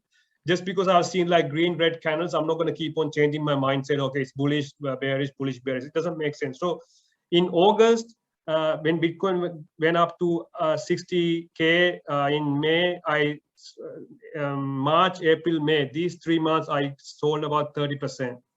Not just Bitcoin, I had a lot of altcoins as well, like a lot of Ethereum, I sold them as well. I've taken some profit out. And then from 30 to, one more thing, when Bitcoin drops from 60 to 30K, I accumulate a lot of Bitcoin at that time as well. So I'm not worried to sell that at 60K because I already, there's 100% profit I made already. I'm not saying all of them. I wouldn't mind selling some at 62, which is like, double my money, and take some chips out of the game, out of the table. And then just in case, if it drops, I can always have some money to buy back in. So when you're investing, it's really important that this is what I believe, that we're not going to get married to any asset class, because end of the day we are here to make money, right? I mean, even if I want to pass on my the asset that I have, the Bitcoin that I have, to my son, I mean, still it's okay. I don't need to get married to this asset class, or like say shares or whatever, or gold and silver. I don't need to. There was a time that I used to do that, but then I realized, let's just make money, man, and that should be enough. I mean, let's make money, and then, I mean, we work Monday to Friday to make money, right? But if you have like a side income where you can buy and sell Bitcoin, or you can invest in Bitcoin, and a couple of years after you can take a lot of profit, you can take that and then reduce your debt, right? And then holding Bitcoin for another 5 years. More than that, I think it's a good thing to like reduce our debt, so our life will be easier, right? You can cut down on your repayments, you can stop paying so much interest to your bank, and you can use that money to buy more Bitcoin in the future. So what I'm saying is, like, people invest in these markets for a reason, just to make money one day. So, but if you see some over bullishness, I reckon it's okay, like, to sell 20-30% and then buy back later, or just use it for something that you want to do, like, just pay off debt or buy a car or something like that. I don't think there's anything wrong with that. So one day we have to sell, right? Like, one day we have to sell it. So it's kind of okay, as you said, but you can borrow against it. There's no problem with that. You can do that as well. That's okay. Yeah, that's something you can do. But this is what Sam mentioned, like a lot of millionaires or billionaires who made money, they actually don't sell, they just borrow against it. They can do that. So if that's your strategy, you can do that as well. Like, in the future, I might do it as well. Like, there's no problem. But as I said, if I'm planning to buy a house or something, I would like to make a bigger down payment, so I don't need to worry about being in debt. So something that I don't like.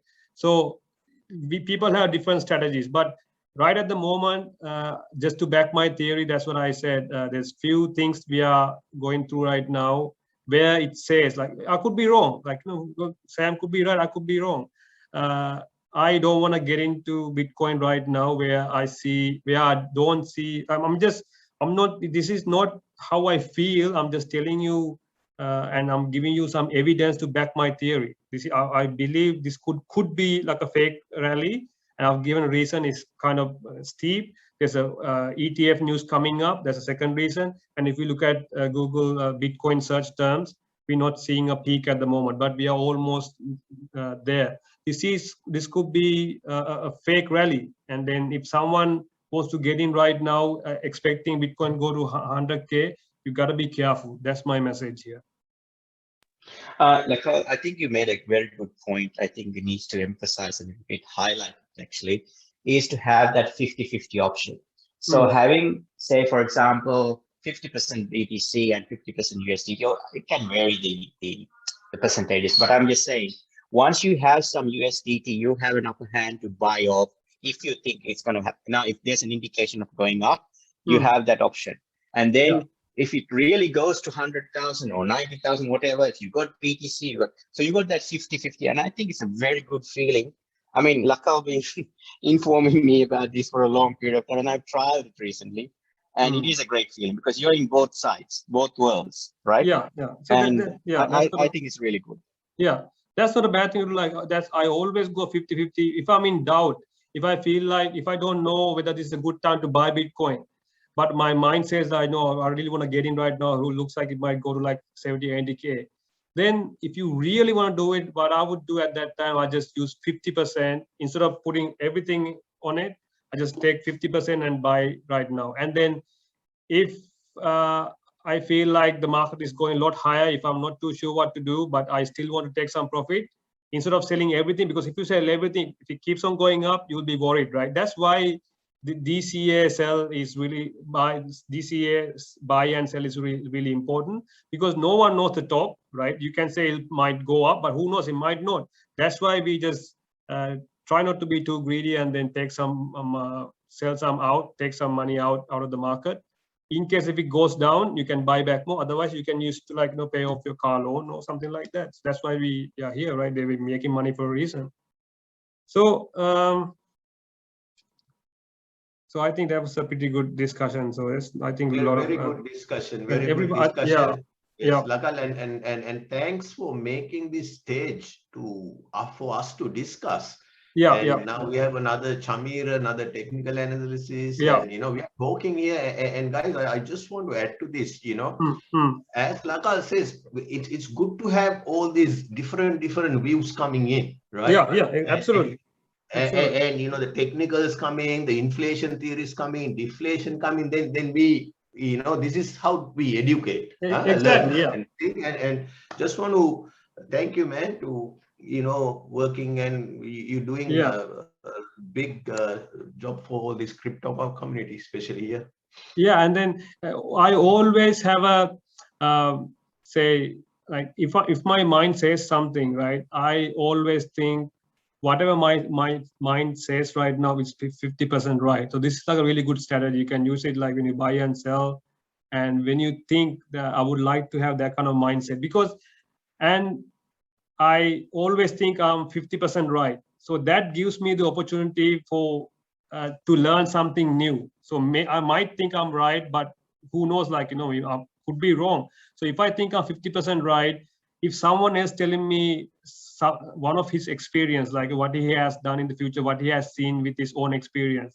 So I have room, simply have an open mind. So I have an open mindedness to grasp someone else's experience, so we can keep on learning while we make money from Bitcoin. So it's really important to have an open mind, so that if you are wrong, of course there's room for you to learn something. So even though I've been doing this for some time, I still could be wrong. So but if someone tells me, okay, no, Lakal, there's something like that, I'm quite happy to listen to it.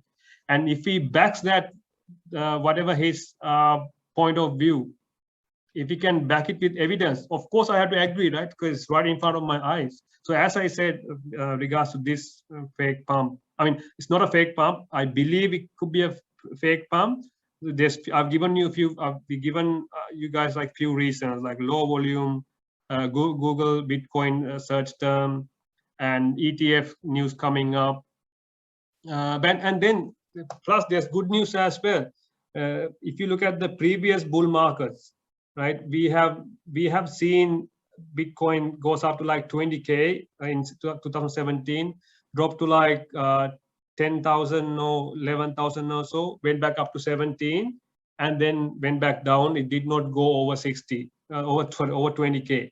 But right now it looks like, it seems like it's going as soon as it goes about 65K. Then if it consolidate, it has to, it's not just break 65K, otherwise it'd be like a double top, which is like a bearish pattern. It has to go above 65K and has to consolidate above 65,000 for some time. When that happens, so then we know, okay, then we might see a lot of people on the sidelines, they'll join, they'll say, okay, I was waiting for for me to see like, you know, Bitcoin above 65K, and it's right there at the moment. So it'd be like a really good opportunity. They might think it's a good opportunity for them to get in, and then we might see, after that, we might see much more volume coming up. Then I have to probably like change my mind and say, okay, no, right now it's not a fake rally. Looks like this volume is backing up, and you can probably see if Bitcoin is at 80K, 70K or something. Of course, Google's trend, the search term for Bitcoin will go up as well. So you can see these things like, you know, trying to back your theory the other way now, you know, so it's completely changed. So until then, that's why I'm saying, I mean, anyone can say anything like, I really don't mind if someone says if it's going to like 100K next month, it's okay. Like, you know, I mean, we can wait and see what will happen. There's no problem. Same if it goes down. So I'm not worried even if it goes down or up. I'm ready for any kind of a situation. This is the reason I sort of like put the last item, you know, let's see it as, what is a digital property? Yeah. So yeah, can you elaborate on that one, Sam, kindly? Yeah, sure. Okay. Sure. So this is so okay. So we done all the way from topic. Let me just share this screen. Hang on a sec.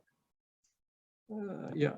So far we've discussed deflation, diversification, all these indicators, gold and silver, Dow Jones, and Bitcoin, and all coins we haven't checked. We can check that after this if you want. So topic number 7, digital property and digital money. So Sam's gonna do a bit of a introduction on that. Thanks you, Sam. Just take it away, please. All right. Thanks, Rakal. Look, I think this will continue to what we just talked before, and you will see why some people say, hey, hold it. Some people say, hey, take profit, and they're both correct for me, you know, right? So, okay, now let's talk about what is a normal property. Huh? When we say a property, I just got it here. Property is an item or that a person or business has a legal title over, like a property, house, cars, appliances, or like the bills, the notes and stuff, or the stock or bond certificates, right? These are the usual properties that what we see, the physical properties, right? Now, suddenly we start hearing about digital properties. Now, the early days, the easiest one we can understand is the .com. You know, there was a stage like we go and buy all the .coms, right? Now, if you try to go buy the Karavala.com, because it's not there, someone got it, right? I think I got it. Yeah. Anyway, right. Right. And I got Sri Lanka moneytransfer.com, right? Because I thought, wow, the digital thing's coming, and no one took the Sri Lanka moneytransfer.com. So I went and buy it. So now that is a unique thing. No one can take that .com, right? If someone wants it there. So that is. So, you mean the domain, right? We bought the domain, right? So I'm just giving a simple thing, right? The domain name is a cyber space. We got a name, right? So that is a digital property. You can look at it in a small thing. But what I'm trying to say is, okay, let me share a little bit of my side. What happened to us, right?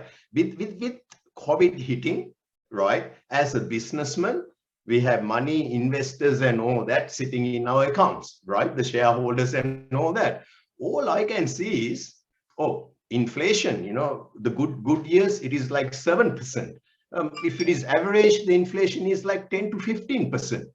Now, if we're talking like a country like Venezuela, Argentina, Lebanon, oh man, it's like 80, 70%, right? So my problem is how I'm going to look after my shareholders' money, the investors, right? I need somewhere to put this money that it will not degrade or destroy it, right? For example, if it is the way it's going now with the US dollar, right? After 3 years, the power of purchasing power is already halved, the way the 11 trillion prints coming out. So initially I was looking at, I had a problem. Then first, once I realized, hey, no, now there's this thing called Bitcoin, right? It's only got, one day it'll only have 21 million. And if I buy one, like the .coms, I am owning 1 out of 25 million, which is a cyberspace, right? Asset, digital assets, 1 out of 25 million. And what is that backed off? The whole digital network, the Bitcoin network, the energy stored in it, right? Now, then I thought, okay, what happened to this house that I'm living in, right? What will happen that in another 10 or 20 years, the house will be, the building will be gone and it will have a land here. Now that land is under the state, council taxes, neighborhood watch. Now, if they decide to put some sort of a housing commission or something there, my property the value will be affected, it will be gone, right? Or if it is like a Cuba, high inflation coming, Castro comes, he has seized all the buildings, right? They nationalize all these buildings, right? So all these things are going. And then I thought, what happened to that, my 1 Bitcoin after 500 years? Oh man, it's still the same Bitcoin. Nothing happened, right? So that's where I think, wow, the digital assets are unbreakable. They don't go older, right? And they doesn't belong to any jurisdiction, like Town City Council or the National Law, Sydney or anything like that. Then I realized, and it cannot be taxed, right? I mean, if you don't sell it, right? Yeah. It depends where you live. And like the Fidel Castro seized, right? Now imagine if you want to go to Argentina and seize all the cash in their accounts. That's easy, 24 hours, central bank, boom, all the bank accounts are locked, right? Now imagine if people in, 70 million people in Argentina, the government wants to take their money. You need to lock them 3 months and start bashing the courts out of them. And how logical is that? Very, very difficult. 70 million people in there. But taking money out of the cash from our accounts, much easier. So I'm just giving you a little bit of a thing why the digital property, once you realize the digital property was as a real property, there are things happening that you realize this is the best one of the investment that we have came up with, right? So that's there. Now I have a little bit of a notes. Yeah, as I said, it was a problem that we had because our cash assets were destroying really bad. Then I saw opportunity, like the rest of the world, institution and everyone believed in this product, right? Then the third point is it is a strategical move, right? I did not only change from my car business, I was thinking about creating and getting into the blockchains and this new technology, the digital side. So I'm just saying, and what else? So Sam, when you say digital property, it's are you trying to say like your property on a blockchain? Is that what you're trying to say? Like tokenization? Is that what you're talking about, or you just talking about Bitcoin at the moment, holding it as a digital property? Yeah, you can see a Bitcoin as a digital property. Oh, right? okay. Now let's see. I'm going to like a real estate, right? Yeah. If I come to Glenwood, we have, let's say, 30,000 houses, right? And there's a supply demand, and it will look after the value. So in a Bitcoin cyberspace, if you look at it as a real estate, it has it will be 21 million, and it will be ever for 21 million. But what is better than if you buy 1 Bitcoin, so you own 1 out of 21 million, right?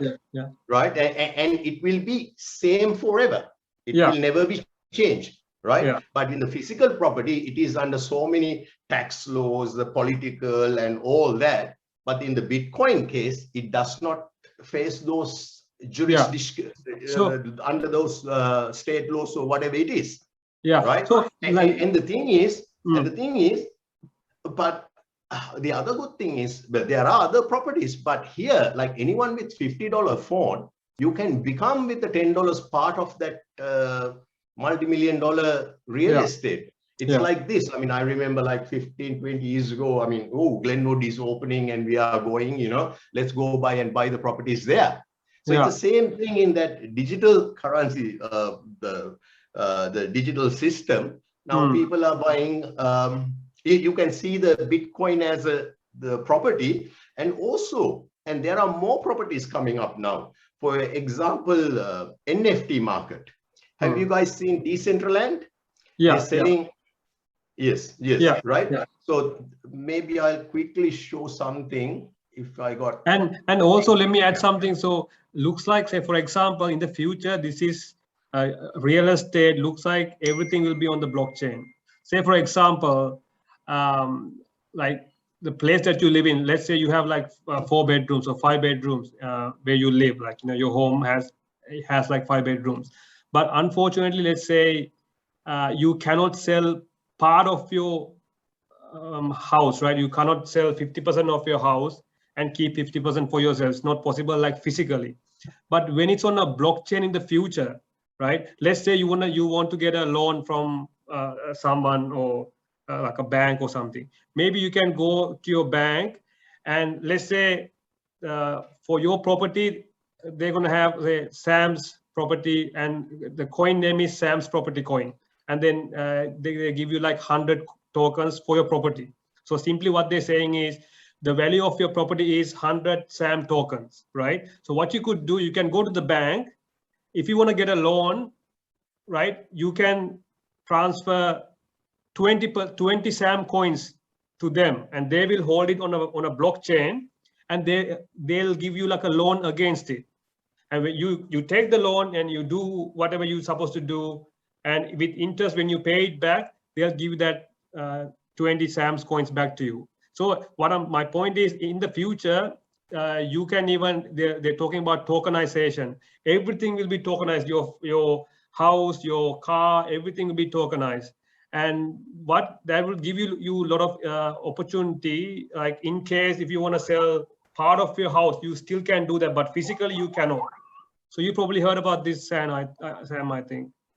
So that's why that's the good thing about, yeah, this is the good thing about tokenization. Correct. And quickly, guys, it's 10:30 now. This is called Decentraland. This is the Mana talk. To buy, you can buy shops here, right? And the people are. So you can buy and hold. You can buy and hold, and then someone will in the future come and pay you like extra, like more money for that. You can sell it for them. Correct. So what I do is I put like $100 to my daughter and let's play. So they are looking at the now when you start, they have limited number of area, right? Okay. You can buy a house in the Decentraland. You can buy a shopping, and as you see, this is the events, crowd, classics. When you go there, it's still people are building. To build things, you need the Mana token. Okay, right. And the Mana is a good one, the altcoins, if you want to have a look at it. But at the same time, what I do is I I'm trying to get my kids into this and start buying and building and get a shop, and then they start put their clothing and idea. And now this is how the future is going, right? So even inside this game, the thousands of people, the kids, they are fighting for the good location, right? So I just want to share. Now, when you play this game, you have to connect your what do you call the MetaMask wallet, right? Right. And then you can start buying and do something like that. So that's all, guys, that I just want to see. But if you have any questions, please ask. So the way I believe, the digital property is it's not a new concept. It came from .com, and it's something can do a lot of stuff. Bitcoin, you can look at it as a 1 million, and these sort of items are there. And as we discussed earlier, like real estate will be on the blockchain, like in the future, right? Where like you can sell part of your house, and take borrow money out of this. If you go to this site, right? It's called Realty. I don't know whether you have seen it. It's the first real estate site in Realty Co. Right? So we can maybe get together. It's called fractional and frictional. Like, see, they have put the blockchains, right? We can buy things. I think we can create one in Australia, like we should get together, do something like exactly. Right. So it's already working, right? Look at that. They already sold out some houses as well. Sold out. Whoa, everything is they're selling very, very fast, right? So and study this model, and all the smart contract is here too. Like it's very easy. All we need, but there's a lot of Australian. But look, guys, that's something for you to do if you want to make money. There's a big opportunity. What you said is right. Yeah, that's like $1 billion market here, you know. And, yeah. Yeah. So, but it is there. Good point, Laka. Yeah. Okay. So in that case, so anything else anyone wants to add or any questions? We did not look at the altcoin charts actually, but if anyone wants to look at the altcoin chart, we probably have some time. It should be okay. Sam, I've taken back the sure sharing now. Okay. Sorry guys, I have to leave. It's a really good opportunity. Thanks, Lakal and everyone. No, nice. Yeah. All good, Jamil. Thank you, Jamil. Have a good night. Thank you. Good night. Good night, Jamil. Yeah. So we have about like 5 people in the group. If anyone has any questions, you can ask. Like you know, maybe we have like probably 5 to 10 minutes or so. If you want to go through any altcoins or anything like that, it's okay.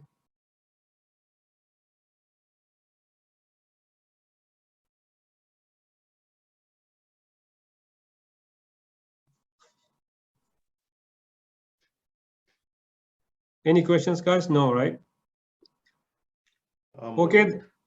All good. Okay. Maybe we call it a night then, huh? Yeah, let's call it a day then. Yeah. So thank you, guys. Thanks for your support. Thanks for your input.